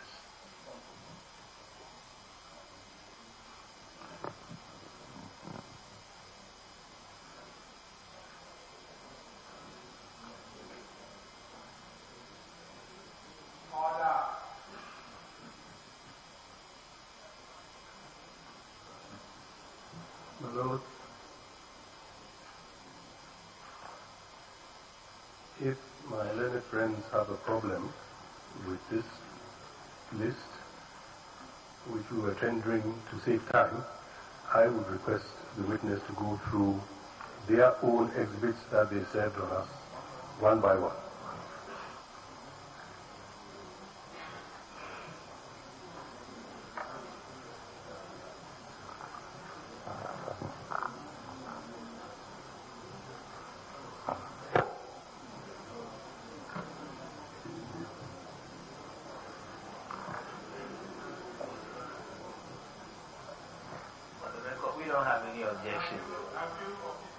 Are you withdrawing or what? Yes, I'm withdrawing the list that I have. Sorry, my lord? You are withdrawing the list you want to tender? Yes, the list that we compiled, which they are objecting to. I would like to withdraw that list, my lord, and go through the exhibits that they served on us.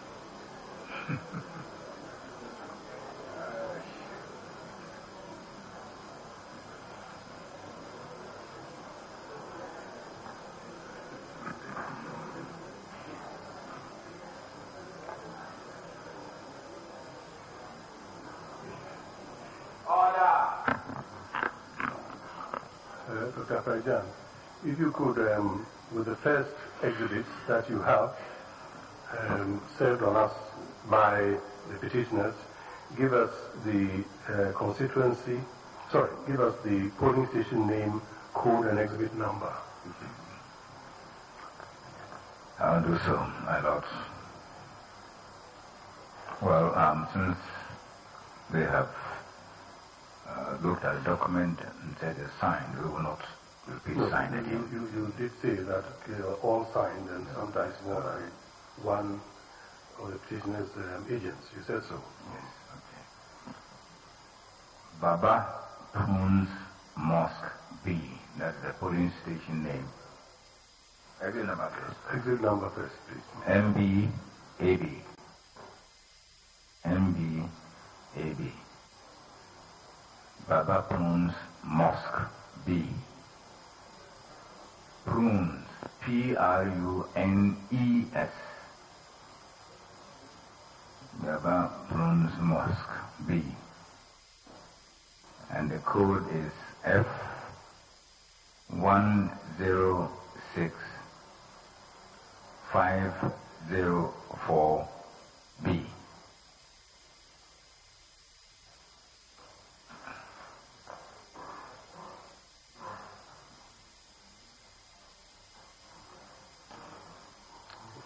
And also the next one is MBAB1. MBAB1.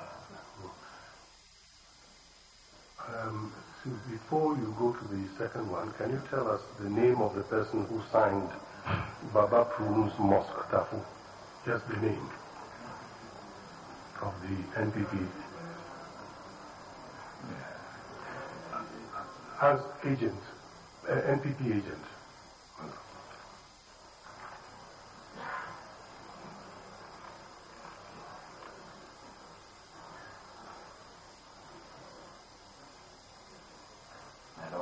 My lord, some of these things are very difficult to do. They are very faint.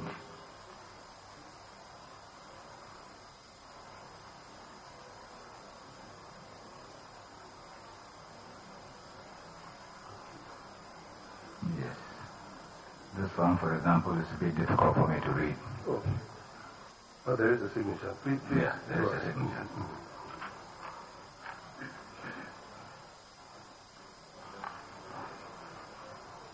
My lord, the one I was on was MBAB1.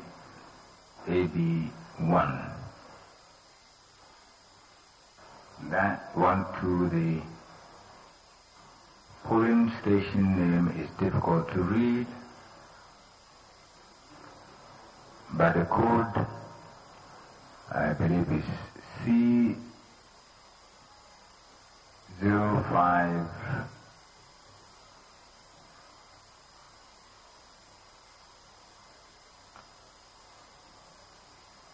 011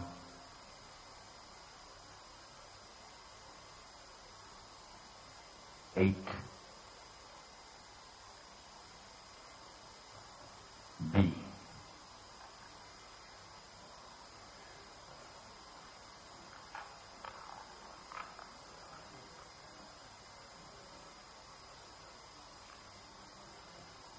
The next one is MBAB2.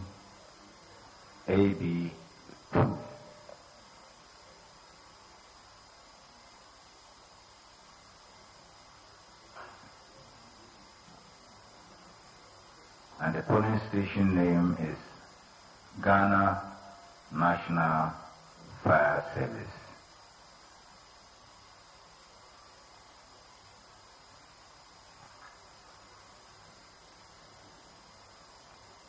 And the code is B023100. B023100.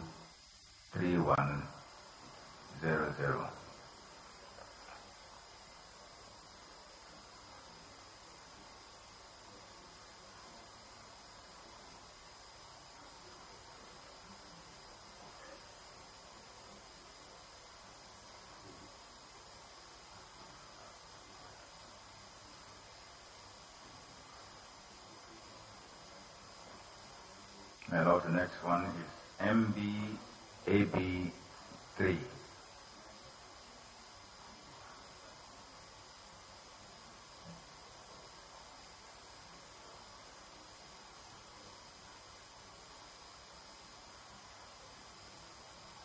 The polling station name is Aminam, A-M-I-N-A-M.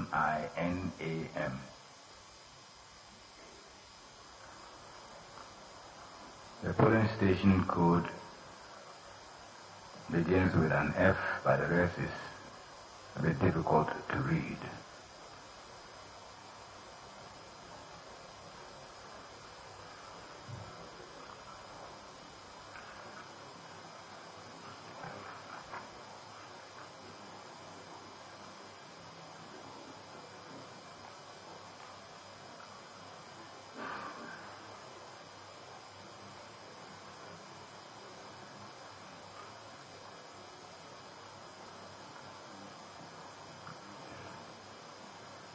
The next one is MBAB4.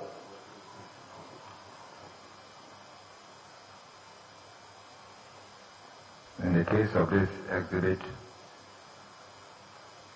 both the polling station name and code are too faint for me to read.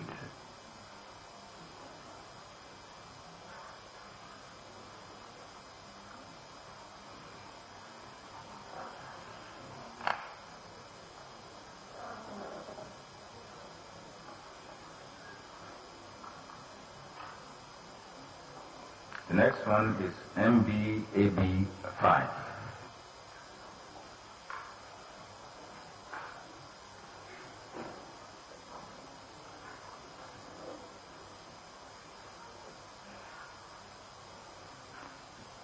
The polling station name is T/R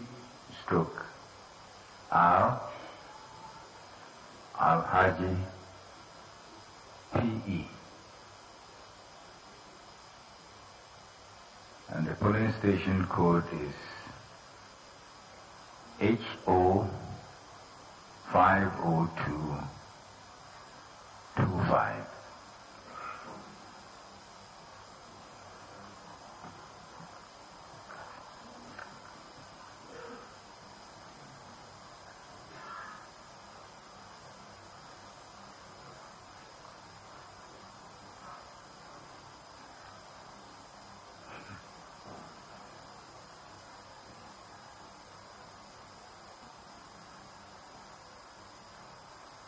The next one is MBAB6.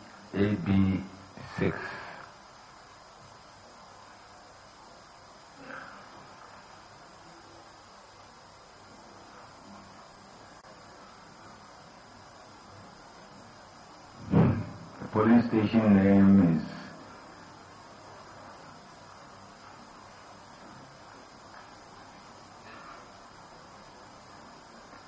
I can't decipher the first one properly, but the next one looks like a house.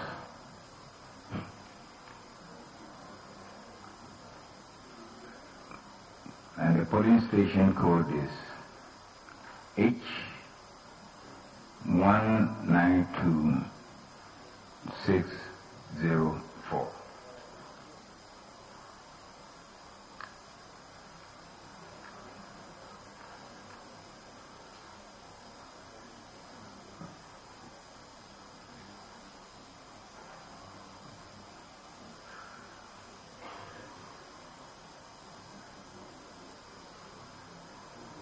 The next one is MBAB7.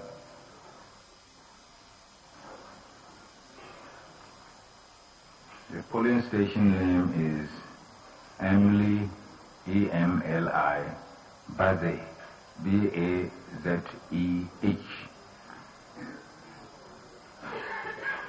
MBAB7.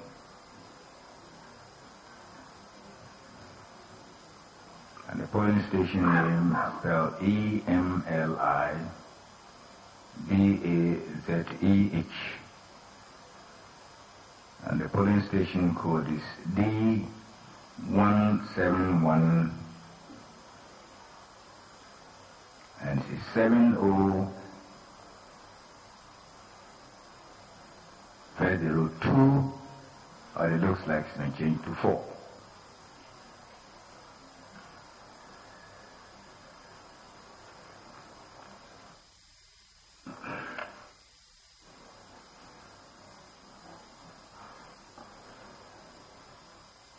And also next is MBAB8. And the polling station name is Finger of God Church. Finger of God Church. And the polling station code C140802. C140802.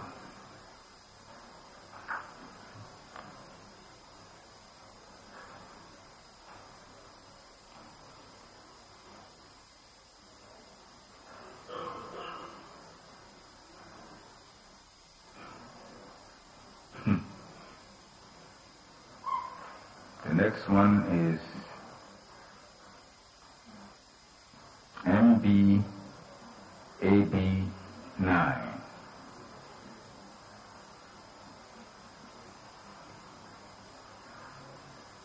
The polling station name is too faint for me to be able to read.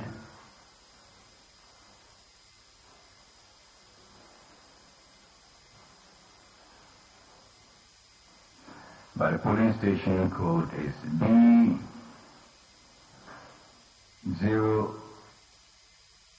B081704.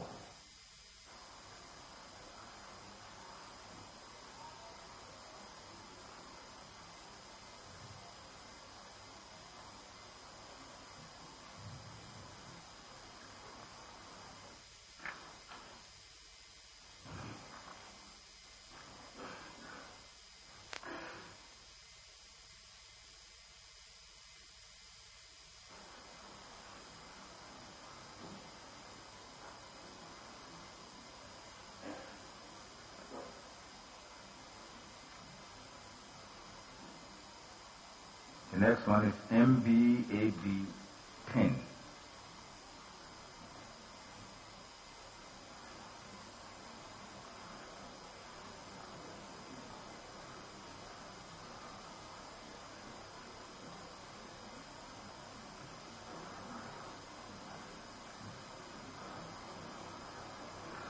The polling station name looks faint, but it looks like Adiamra number 4.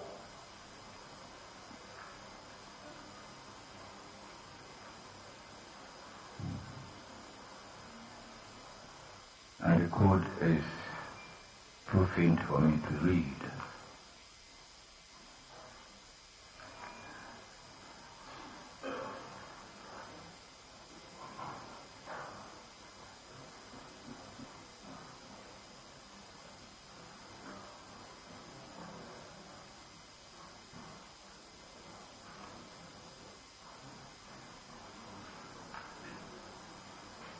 The next one is MBAB11.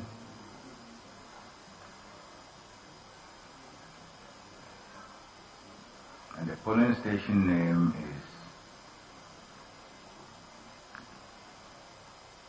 is Railway Quarters 2. Asamasi. Railway Quarters 2. Asawasi, and the polling station code F120315.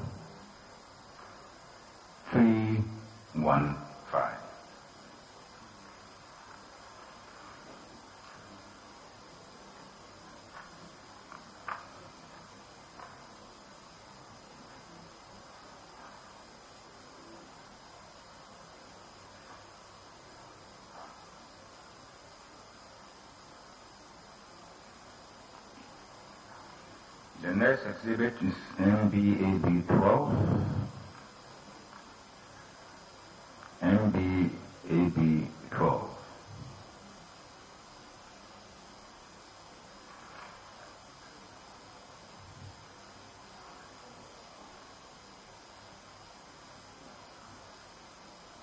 And the polling station name is Asamankesi.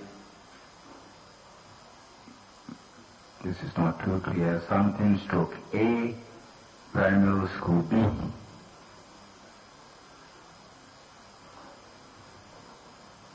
Primary school B.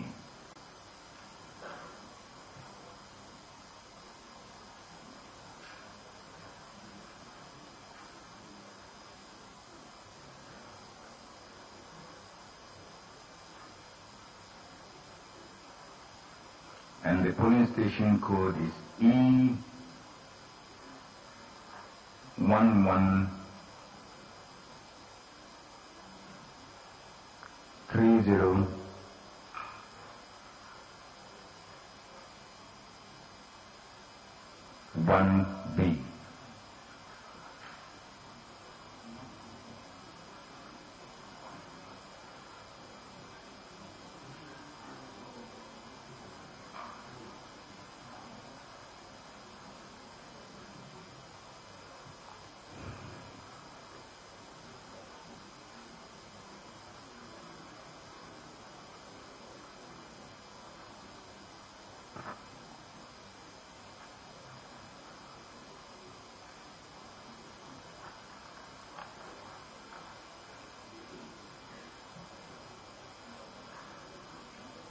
The next one is MBAB 13.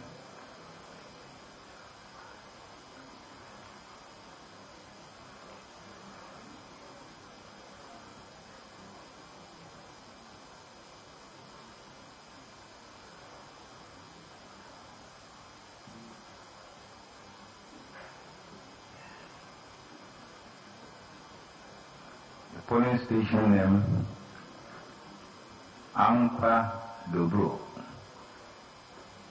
LA Junior High School A.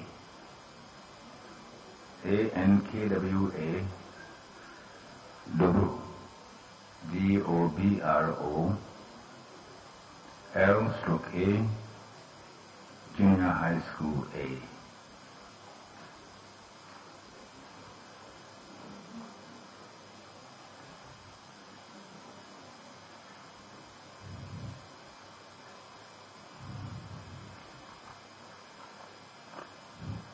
Polling station code is not too clear, but it starts with E08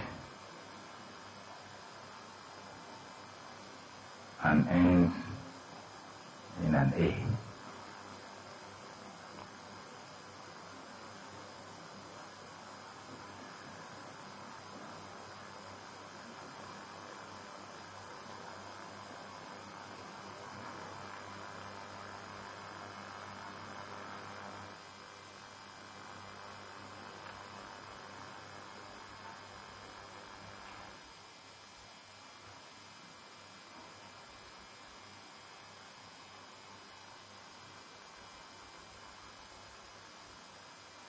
The next one is MBAB 14. MBAB 14, and the polling station name Pentecost Church. The next name I cannot read.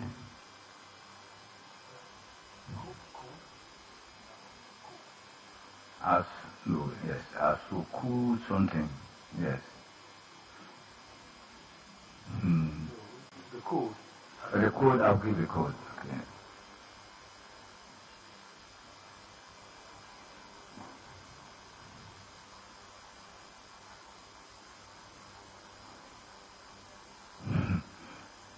The beginning letter is not very clear, it's either an F or E.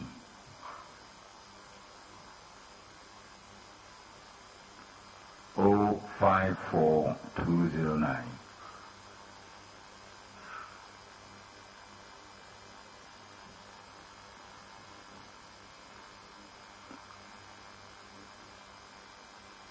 FOE 0540. No, 4209. 4209.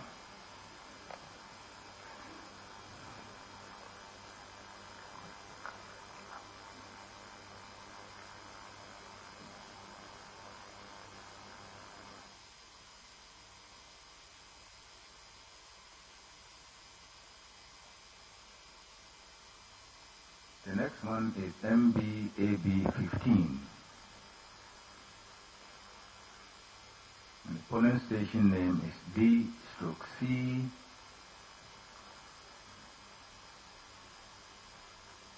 And the next is a compound with PRY-NYANNEY.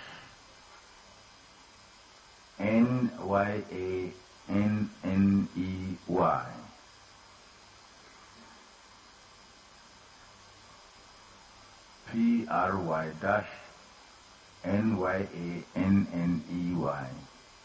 camp. And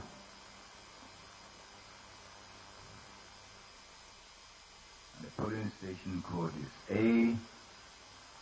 A171605.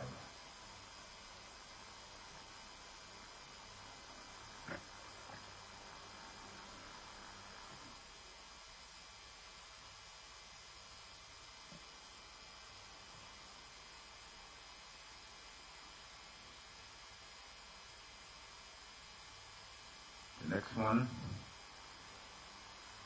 MBAB 16. And the polling station name is Langbinsi Agric Station.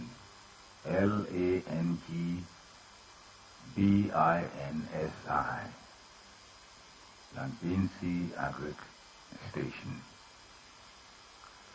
And the polling station code is H125302.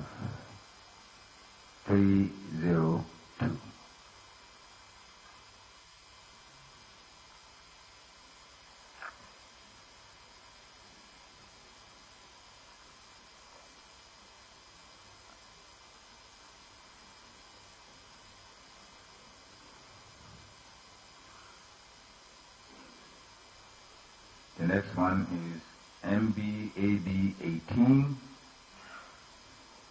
MBAB 18.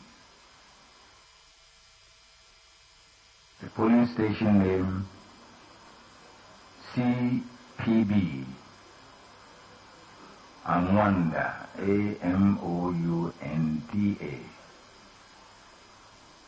The polling station code, which is definitely wrong, is B061.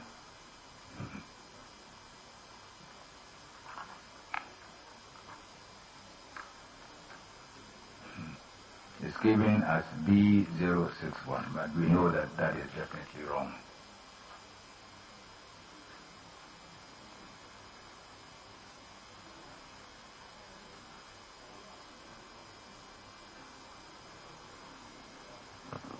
The next is MBAB 19.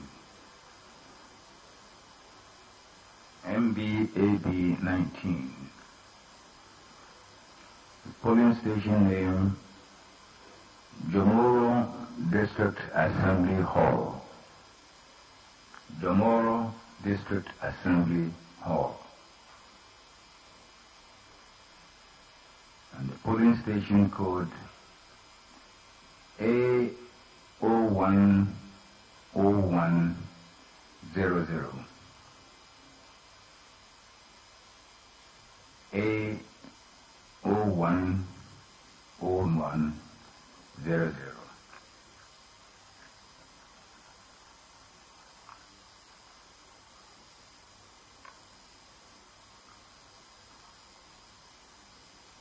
The next one, MBAB 20. NBAB 20.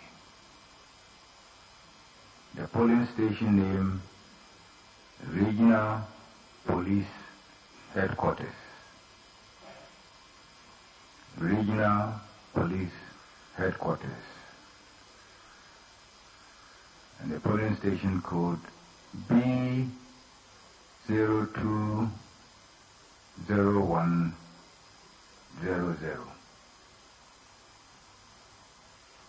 B020100.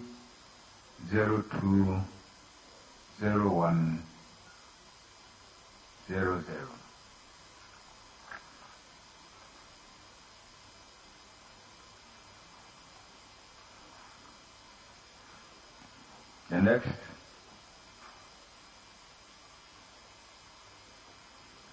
MBAB21.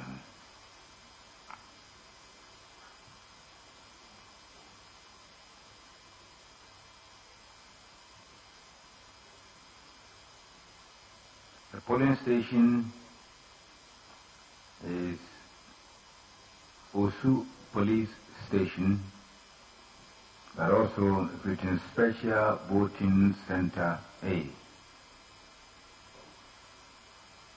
Osu Police Station, but also a Special Voting Center A. And the polling station code is C100100A.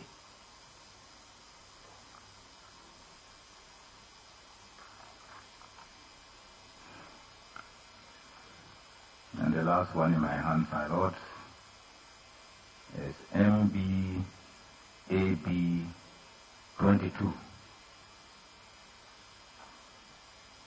And the polling station name is Police Station Chiraponi.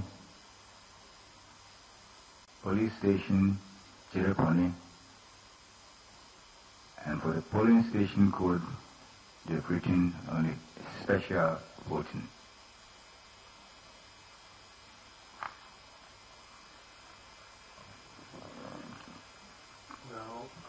Dr. Farijan, the documents you have in your hand are the exhibits that were served on the commission. Yes, my lord. Now, in the instances where the name or the code was illegible or faint, as you say, is there a way of resolving and ascertaining the correct name or code? Yes, as I said some time back, if you know the name and you input the name, it will give you the code. If you know the code but you don't know the name, when you input the code, it will give you the name.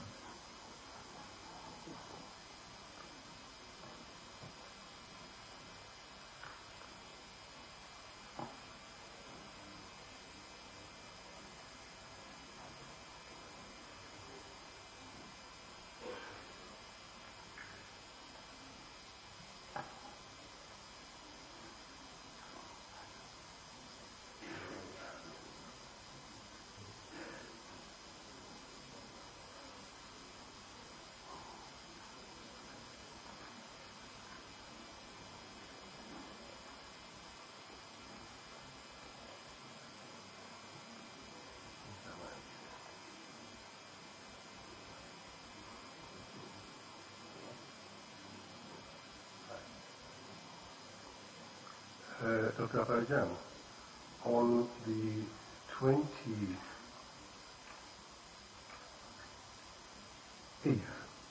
of May, did you hear the evidence under cross-examination of Mr. Asiedu Ketia when he was presented with a list of documents, a list of exhibits, with the allegation that they showed an excess of ballots over the number of voters registered?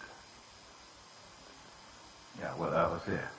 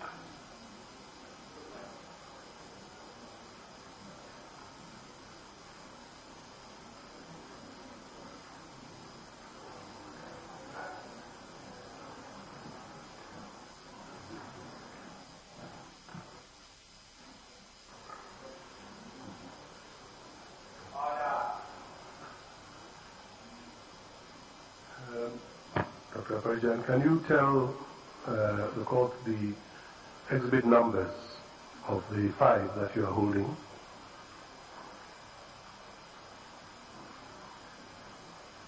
Well, I'd like to mention that these were presented to Mr. Sidun Ketia on the 29th under cross-examination, my lord. It is significant because of the codes that were dictated, and this will come out, my lord, in due course. 29th of... Okay. My lord, these are in the MB series. The MB. Well, the mixed. This is MBH.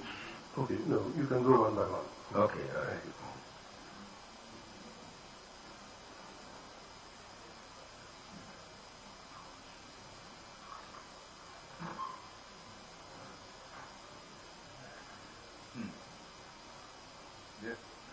Well, subject to correction, this is MBH 452. MBH 452. Yes. The name and the code, please.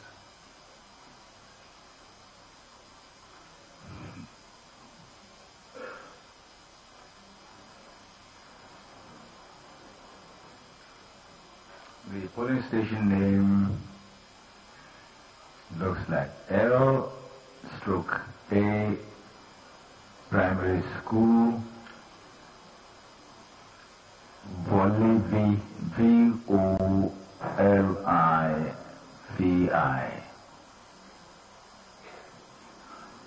In any case, the code is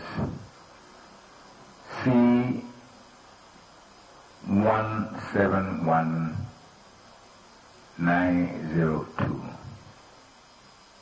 C17Y902. And the exhibit number, please. Yes, MB4, I think it's 452. 452.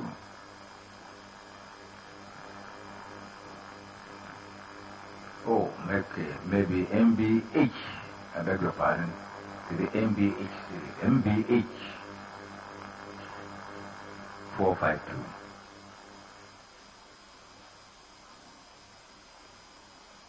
MBH, it looks like 4, since it's in the series, somewhere MBE.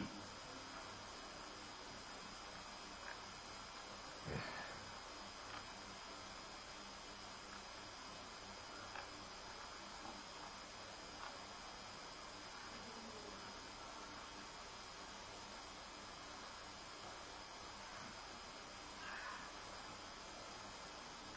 Should I go on with the others?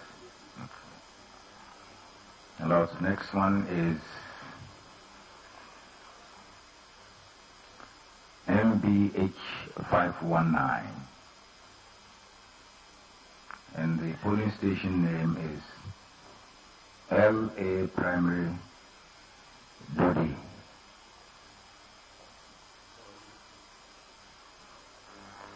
And the polling station code is E252801. Can we pause there? The first one, you gave the polling station code as 171902. Yes. Can you tell us what is the figure of the number of voters on the register?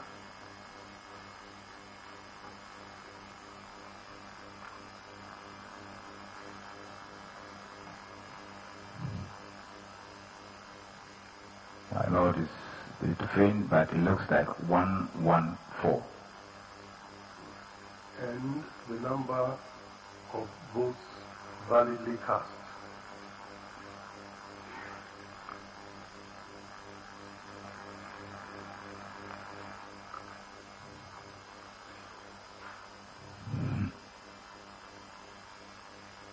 I think it's 631. Now,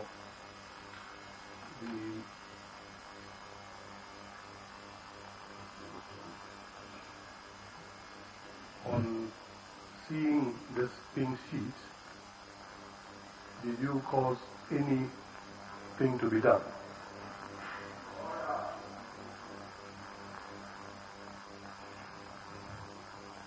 Regarding the register?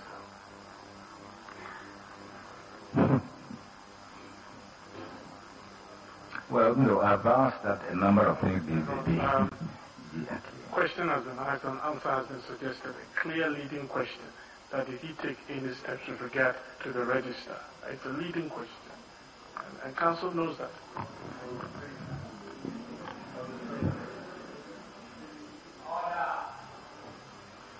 In the light of these two figures, did you do anything? I'm saying that we've asked for quite a number of things to be verified, but I cannot remember in particular reference to this one. We have asked a number of things to be verified because they didn't look quite right to us. But I cannot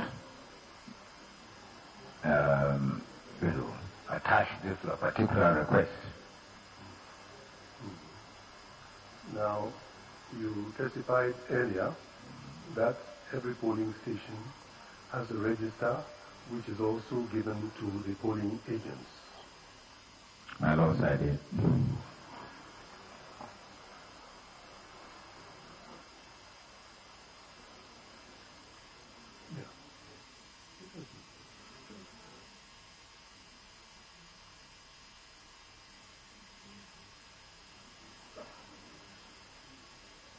Can you tell us what you have in your hand?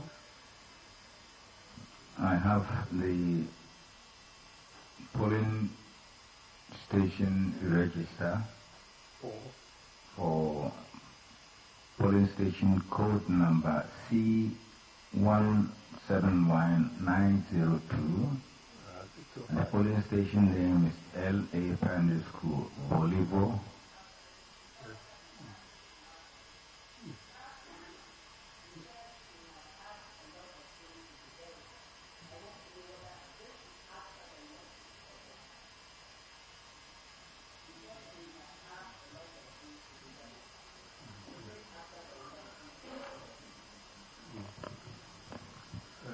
When did you ask the things to be verified? Well, in relation to the case. In relation to the case that we are hearing here. So this is after the election? Yes, I have.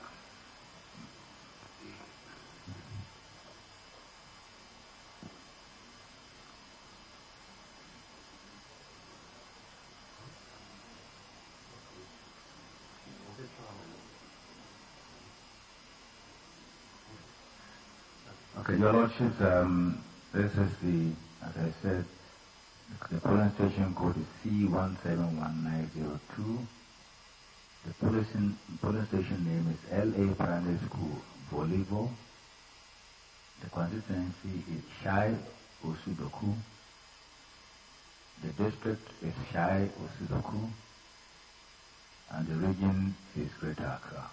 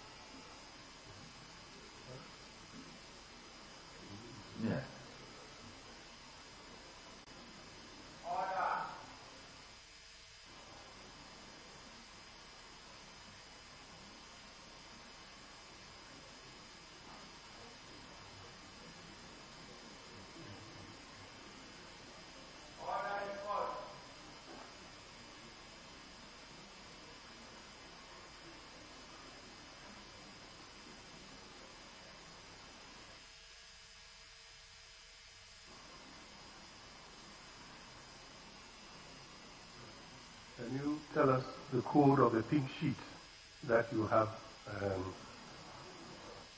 before you? Yes, my lord. The code is MBH. No.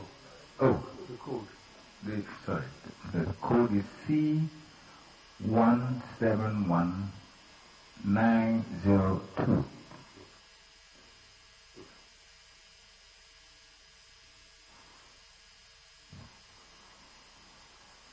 You said you have in your hand the register for that polling station. What would you like to do with the document?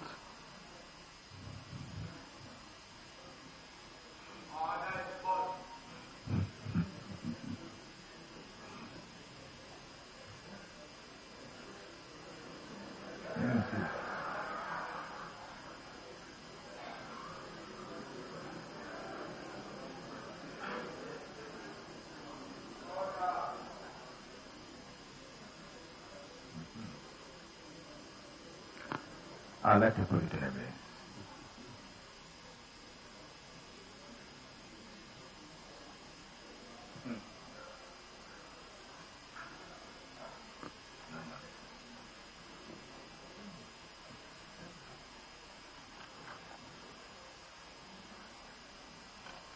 My lords, we object to the tendering of this document.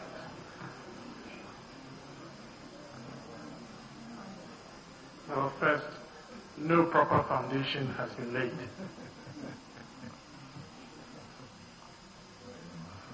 Nothing was said about this register by the witness. It was not part of his evidence. He was asked if he recalls that this was one of the polling stations that he asked that certain things be verified, and he said he does not recall. It was counsel that proffered this document to the witness to say that this is the register for the polling station and he wants to tender it. We have not even been told the reason why they want to tender this register. And my lords, more importantly, this is not part of their case. We keep coming back to this issue, that they are conducting a case that takes us by surprise each and every day. They have not alluded to it anywhere, either in their amended answer or in the affidavit sworn to by Sule Amadu. We have already referred your lordships to Evidence Act Section 52C. We continue to rely on that section because they are taking us by surprise. They have had ample opportunity to bring these documents to our notice even before we close our case. They have failed to do so. They are trying to set up a new case and to conduct it behind our backs. We consider it unfair, it is a surprise to us, and it amounts to ambush litigation.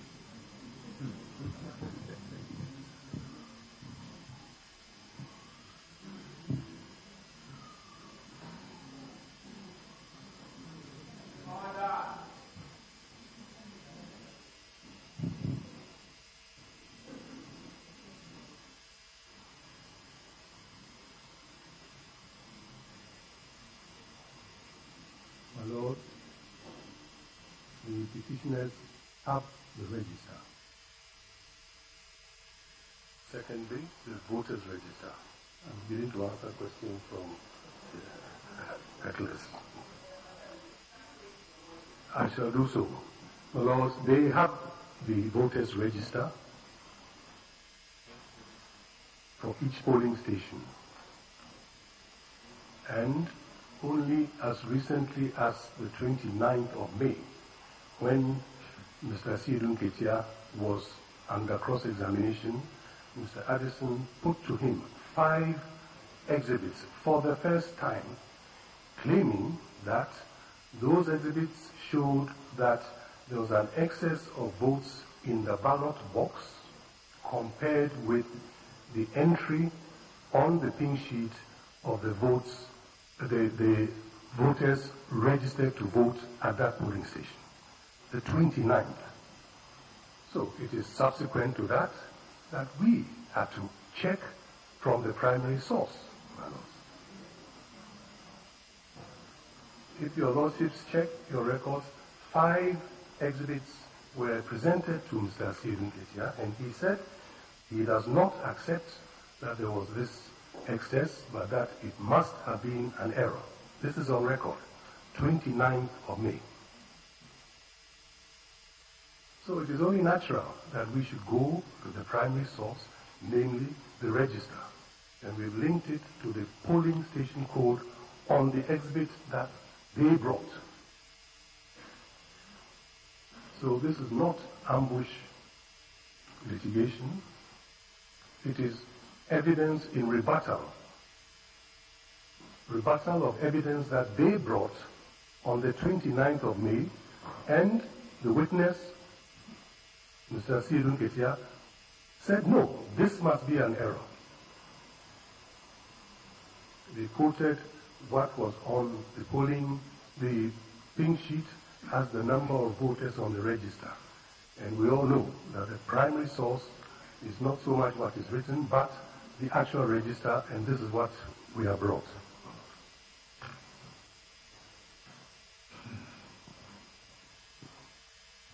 My Lords, with your leave. First of all, the 5 exhibits my learned friend refers to is part of the exhibits that are already in evidence. It's part of the 11,842 exhibits, pink sheets, which has been filed in this court. So it did not take anybody by surprise. They've had it all this while.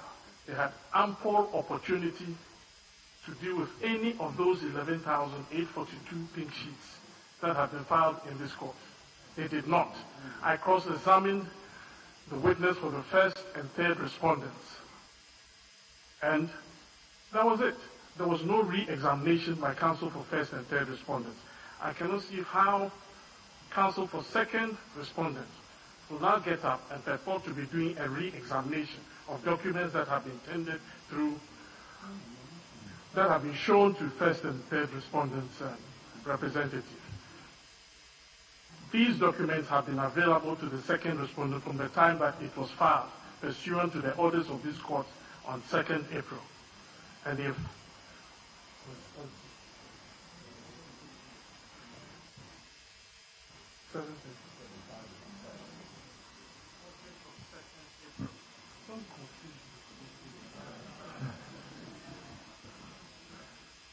it was filed pursuant to the orders of 2nd April. And since its filing, they've had it in their possession. Showing it to the witness on 30th May does not amount to new documents being shown to the witness. They've already been in evidence. The second respondent has had ample opportunity to put forward whatever objections it has against those exhibits. They have filed an answer, an amended answer. They have filed an affidavit. In none of these processes do they make any allusion to these 5 exhibits.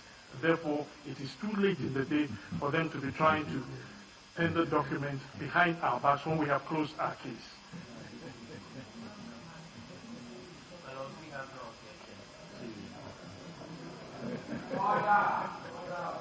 We have no objection to the tendering of those documents. I think when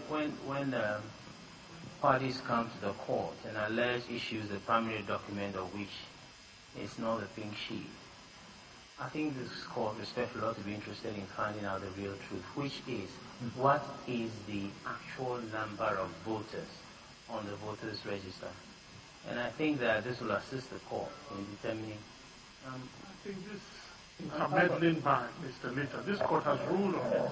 This is a matter that does not concern you. I have taken an objection to the second respondent. It has nothing to do with you. You're getting up to respond to the objection. This court has ruled on that matter, that you cannot respond to an objection taken to another party. Well, that cannot be the position of the law, because the reception of evidence would naturally affect our case. Whether this court accepts or does not accept goes to our case as well. And this, after all, we are all defendants. This idea of categorizing defendants into whether the respondents, whether it's it's you who are leading evidence or not. I'm a little at a loss as to where that comes from. Because we all are defendants, respondents in this case. And as your Lordship stated earlier, and much earlier in one of the rulings, and I think it was well stated, that what if the matter were to go on appeal? Would we have the right to question whether or not a particular piece of evidence was properly admitted or not? And so why should we be disentitled from raising that objection at the time when the evidence is being sought to be tendered? It affects our case, respectfully, my lords. And therefore we are entitled to make an input as to whether or not it should be accepted. And we say that in a situation where a party comes to court and alleges that there is a certain number of registered voters on the pink sheet, actually the proper thing to do is to come with the register. Come to court. If you want to be transparent to this court, what you come to court with is the register of the polling station. And we are saying that where that is being sought to be tendered by those who actually prepared that register, your Lordship ought to listen to.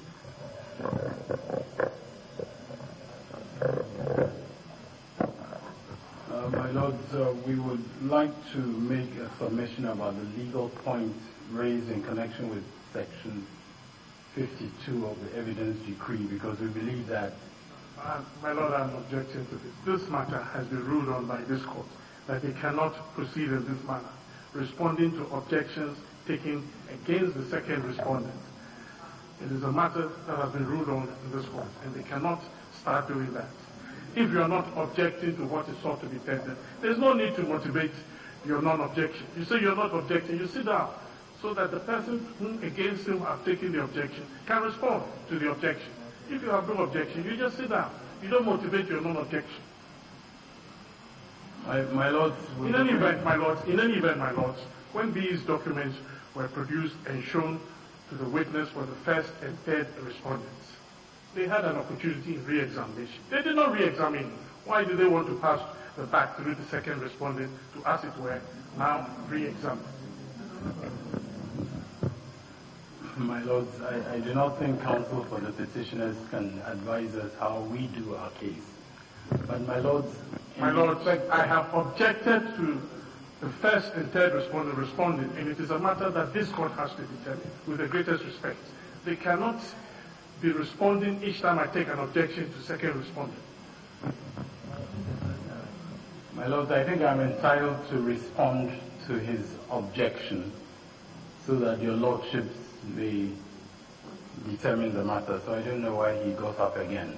He's raised an objection to my being heard, and I'm about to respond to that objection to my being heard. My Lords, as I indicated, I would respectfully like to respond to the grounds of objection that counsel for the petitioners have raised, and I do so as a party, as representing a party in these proceedings, a party whose interests will be affected by any ruling that your Lordship gives on this matter.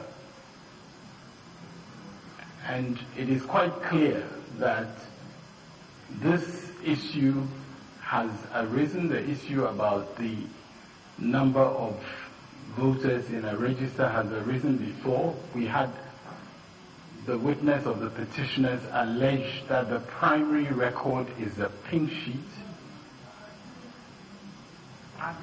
What you should be responding to is his objection as to whether you have a right to even talk about him to be heard.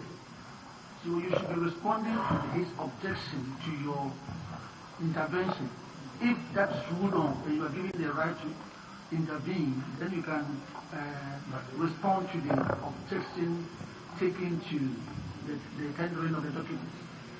My Lord, respectfully, that is exactly what I was doing. You had gone beyond that. No, my Lord, I had not, because I was pointing out the fact that our interest as a party is affected And I was going on to show the respect in which our interest as a party is affected, because we have, in cross-examining the witness for the petitioners, we have pointed clearly to the fact that there is a primary record of matters to do with the register. There's a primary record of matters to do with the ballot papers that were issued at a particular polling station. We raised all these in our cross-examination, and as a party, if one aspect of that primary record is being sought to be tendered, we certainly have an interest in the tendering of that document, because as a party, this is a matter that we have raised. It's going into the merits of the earlier objection I raised. He has not answered why they should be given the opportunity to respond to the objection. The propriety of getting up to respond to an objection taken by me against the second respondent. That should be answered before we go to the next one, if they are successful. My Lord, I believe that if my learned friend would perhaps listen to what I'm saying, it will become very clear to him that as a party, there are issues in respect of this matter that we have already raised in this court. And so we are saying that not only are we just a party that will be affected, but we are also a party that has actually put on record some of the matters in relation to which the objection that has been raised would be extremely relevant. So, my Lord, we are entitled to be heard both as a party and as a party that has put on record our position in respect of certain of the matters that arise from the objection that is being raised. So we definitely have to be heard. And my Lord, finally, may I respectfully submit that this tendency of counsel for the petitioners to try to divide the case into various segments, you know, it's as if there's a case involving petitioners and one respondent, the second respondent. Then there's another case involving the petitioners and the third respondent. That tendency certainly is not consistent with your orders joining us as a party to this action, orders which enable us as a party to be entitled to be heard on any matters that are before you, such that the rulings that you give may have the benefit also of our input in terms especially of legal matters. And I have specified that the submissions that I was going to make were in relation to the legal argument that has been put before you. So, my Lord, we are respectfully submitting that we should be heard on this matter. May I find out from you, are you trying to suggest that counsel for the second respondent has not sufficiently replied the objection? Not at all, my Lord. Counsel, I do not speak for the second respondent. And as far as the second respondent, my Lord, with the greatest respect, I have not suggested that in the least. What counsel for the second respondent has said is as counsel for the second respondent. What I will say is as counsel for the third respondent. So my question is, are you saying that what he has said does not answer the objection which has been raised? My Lord, whether or not it answers is a matter that is going to rest in your Lordship's court. So I do not presume to know in advance what your Lordships are going to determine on that. What I seek to do is to make submissions on behalf of the third respondent as counsel for the third respondent.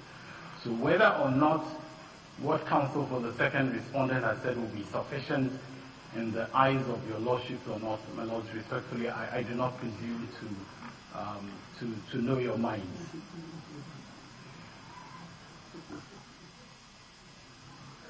If I may, with B, make one observation in reply to my learned friend, Mr. Addison. he made reference to the affidavit by... There is a preliminary objection to the intervention by counsel for first and third respondents. That's where we are now.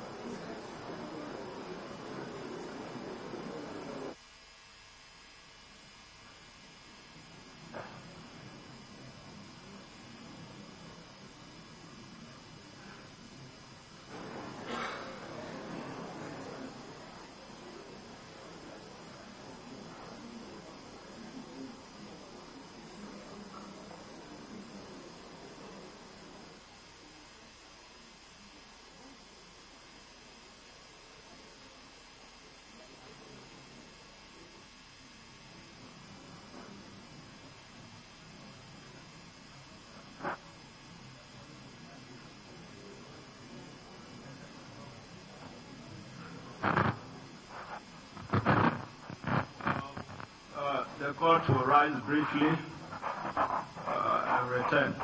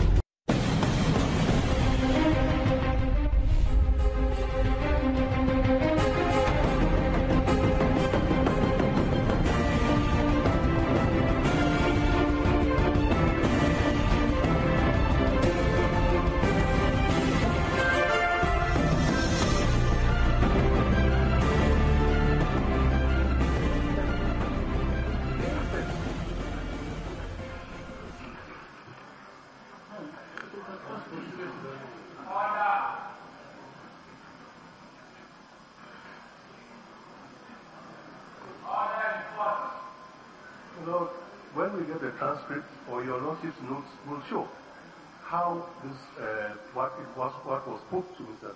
Ketia when he was in the witness box. There were 5 documents.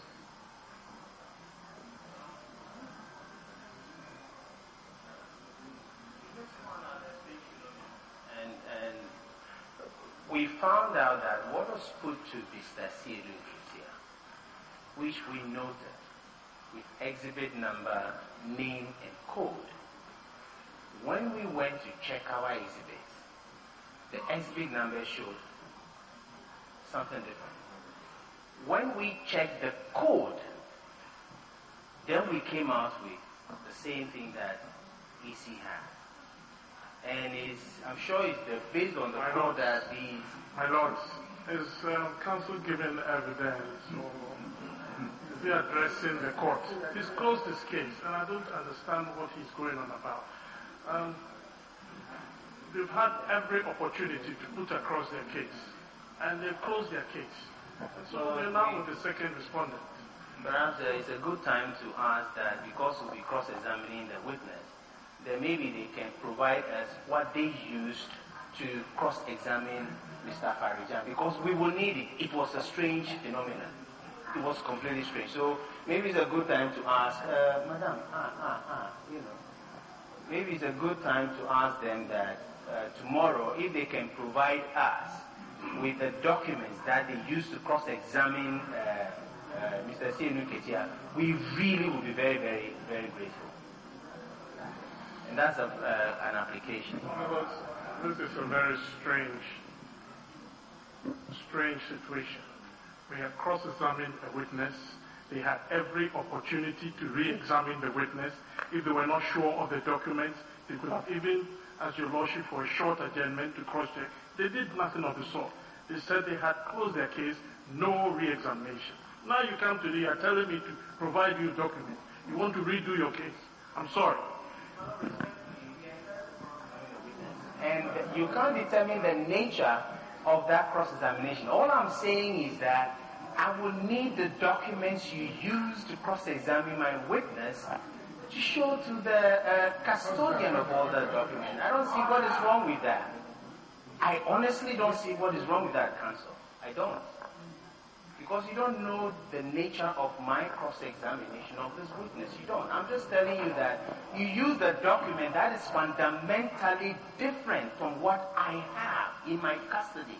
And I need to make sure which is the correct one, so that I can when it's my turn, I can cross-examine the witness. I have not finished my case. Cross-examination of this witness is part of my case. Counsel.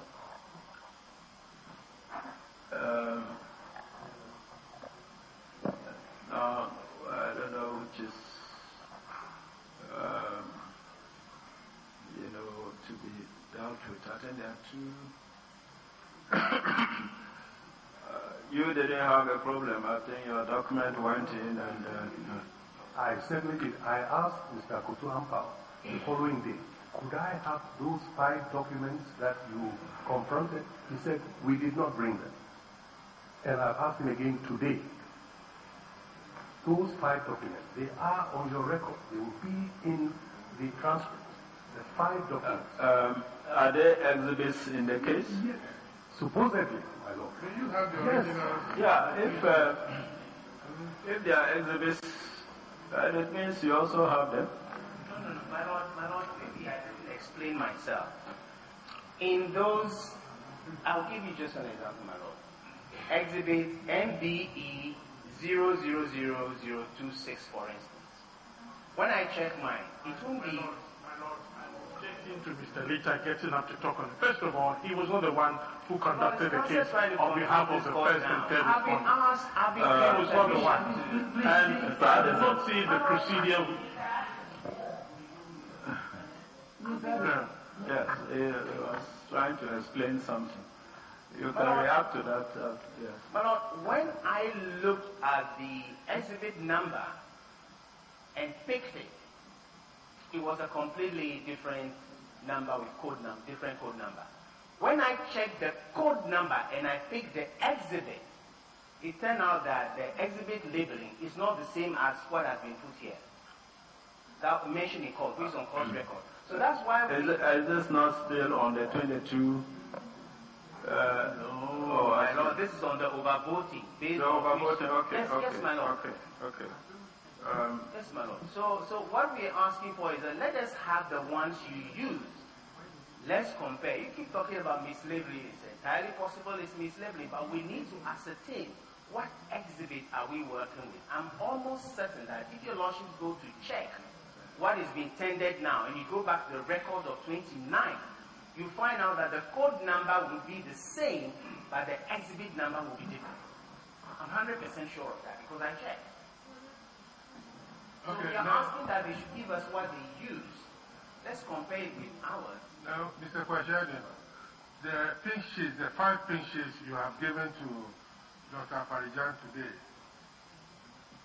are they part of the exhibits the petitioner supplied you, or you dug into your own records and brought them? And these are part of the documents that were supplied by the plaintiffs, by the petitioners. Very well. Now, they are all pin sheets emanating from the EC's official records, not so. My lord? From the police station, that means they are pin sheets from the various police stations. On the face of it, they are. But No, what I mean to say is that on the face of it they are. So I believe you have the originals. If there is any problem about the faintness or otherwise of the figures, like this particular one we are talking of, the 114 instead of 774, if you have the originals, it will show clearly. That is so. But my lord, we are not talking about faintness or otherwise. It is the 5 documents that he confronted Mr. Sidu Nketia with on the 29th. Yes. Those as exhibits that he confronted Mr. Sidu Nketia with on the 29th. That is what we would like him to give to us. But I, on the contrary, I am very interested in the faintness. In the faintness or legibility of the figures there. Okay. Because this particular pink sheet has been put forth, whether by the petitioner, you are now examining it, and you are so convinced that it is 114. That is why you want the register to go in to say that the register should be the primary record. My lord, one question. Let me finish. Okay. So, if you looked at, because looking at the thing from, I mean, I do not have no doubt at all that it is 774. So, why don't you get the original picture? My lord, we shall do so. You are not even listening to me. No, we shall do so. You say, why don't we get the original? Certainly. If you had those documents, and you compare, maybe if you had those documents, and you compare to because you have pleaded, it is in your pleadings that when documents impregnated with so many, I mean, there's a pleading to that effect. So if you got the documents, the original documents, and we compare to this, I think that one would be a better, will resolve the things better than telling us that a document that was prepared at the police station, what is the pink sheet, is supposed to be different from the register. Yes, your point is well taken, my lord. But the point I would like to stress is that it was the petitioner's counsel who confronted Mr. Stephen Ketia with the document and said that the number... It still doesn't matter, because if he confronts him with this, and you have the original, and you say that this is the document, this is the original, and it is, because this is the original, which is 774. I mean, you don't need to go to the register. This is the register is the primary document. Primary document, we will rule on that. Whatever is the primary document, the court will decide on that. But we are dealing with the pink sheet. The pink sheet is there. They have presented a 9th duplicate, which shows 114. They say they are building the argument for that. Then you have the original. You bring it to say that, oh, it is not 114, it is 774. Clearly. What other evidence do you need? Will we be allowed to tender? And that is your problem. So, that is your problem because you, yes, that is your problem because you had all the chances to counter their submissions with your documents. You didn't. We have not. This was on the 29th. On the 29th, that's when it happened. Mr. Kwasha, what is the effect of a document which is the original of duplicates which are before the court? They are the same document. If you look at the evidence, you see. Yeah, exactly. Yeah, it's the same. Well, essentially, it's to do justice. It's to do justice. That is our primary function, to do justice.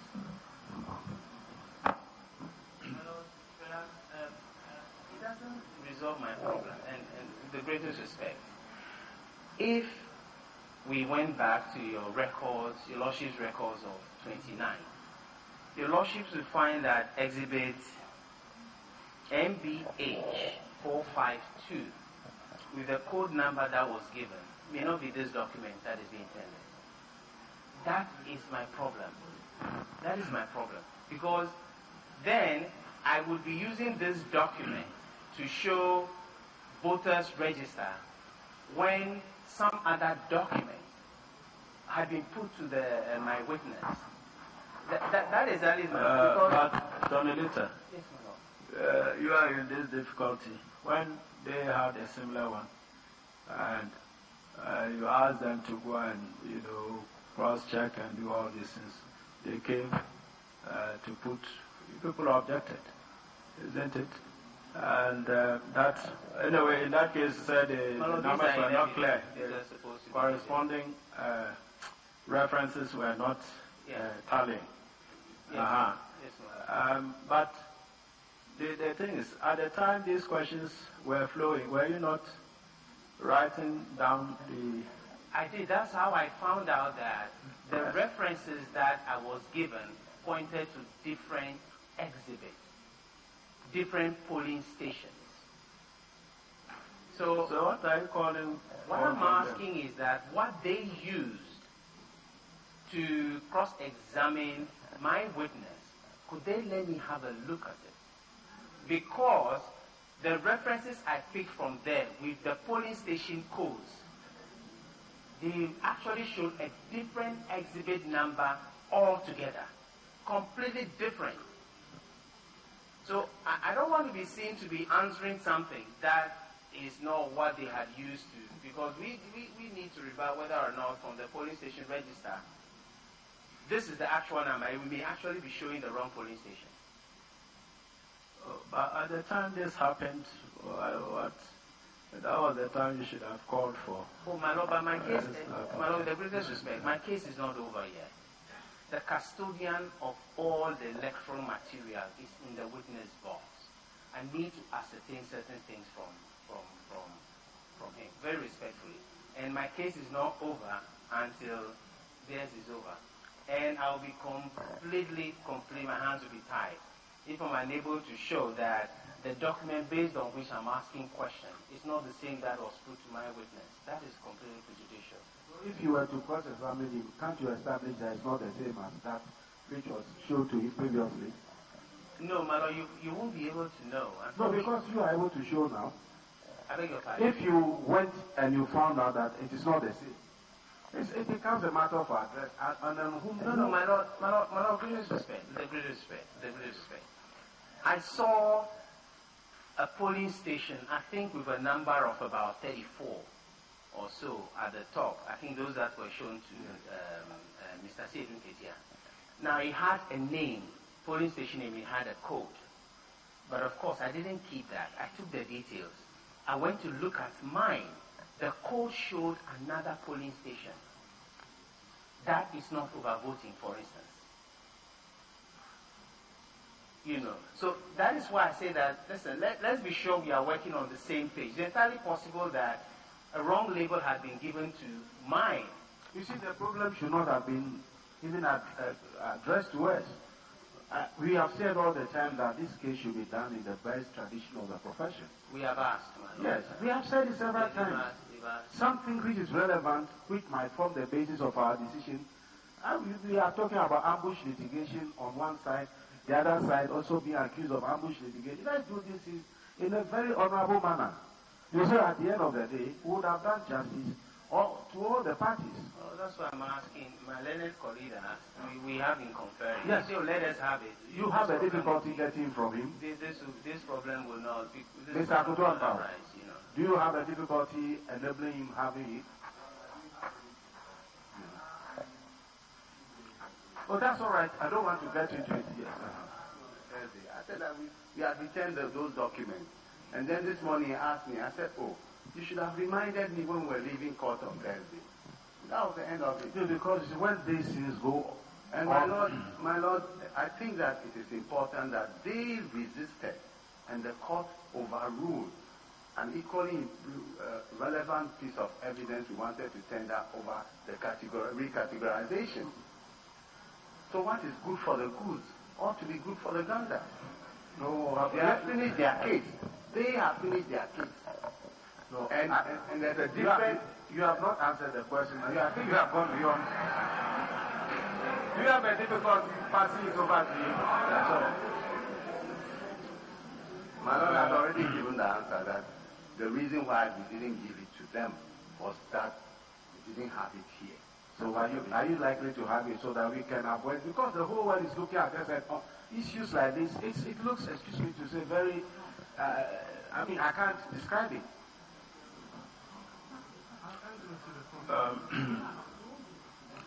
But anyway, from what Mr. Akutuamba has said, it appears there's no issue at all, except that he didn't further pursue the matter with you. This is the understanding of what I have about what you have said. Yes, so then... Now, so if you could bring them tomorrow.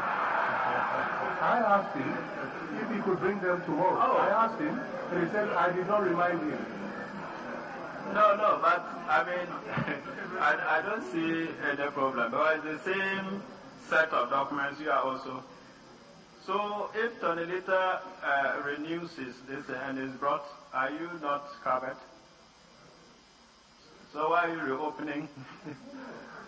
I'm the one who requested him, and he told me he had not brought them. That's the only correction I was making. But no matter which side he is given to. Yes, that's exactly what I'm saying. So we hope it will be brought tomorrow.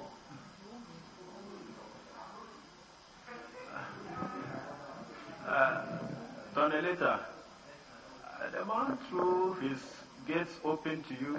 You are not even... I shall enter, my Lord. Oh. Anyway, my Lord, we also want to request that we reformulate the recategorization exhibit so that we can return them.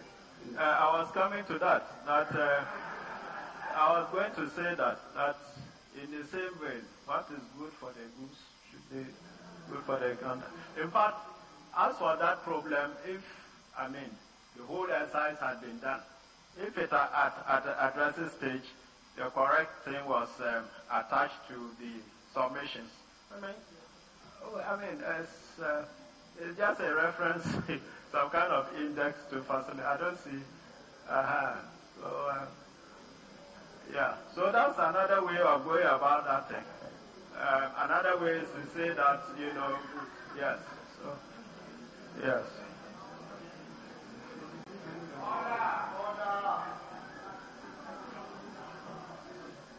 We don't want anyone to come back here thinking that because the court has given this indication, whatever is brought need not go through the test of admissibility.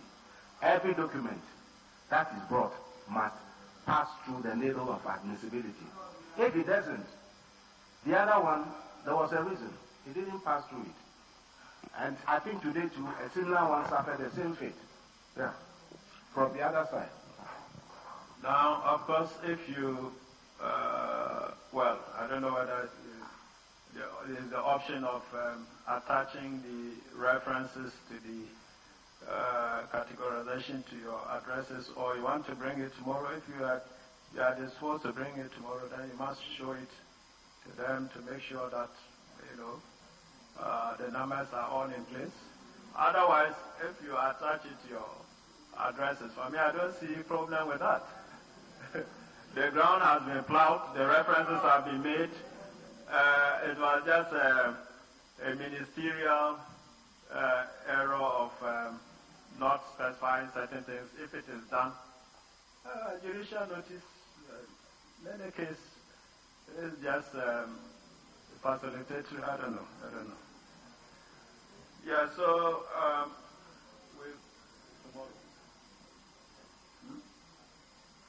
oh yes. So the case is adjourned to tomorrow, 4th June. No, this is a civilian 4th June. So there's peace. All right. Adjourned for continuation to 4th June 2013.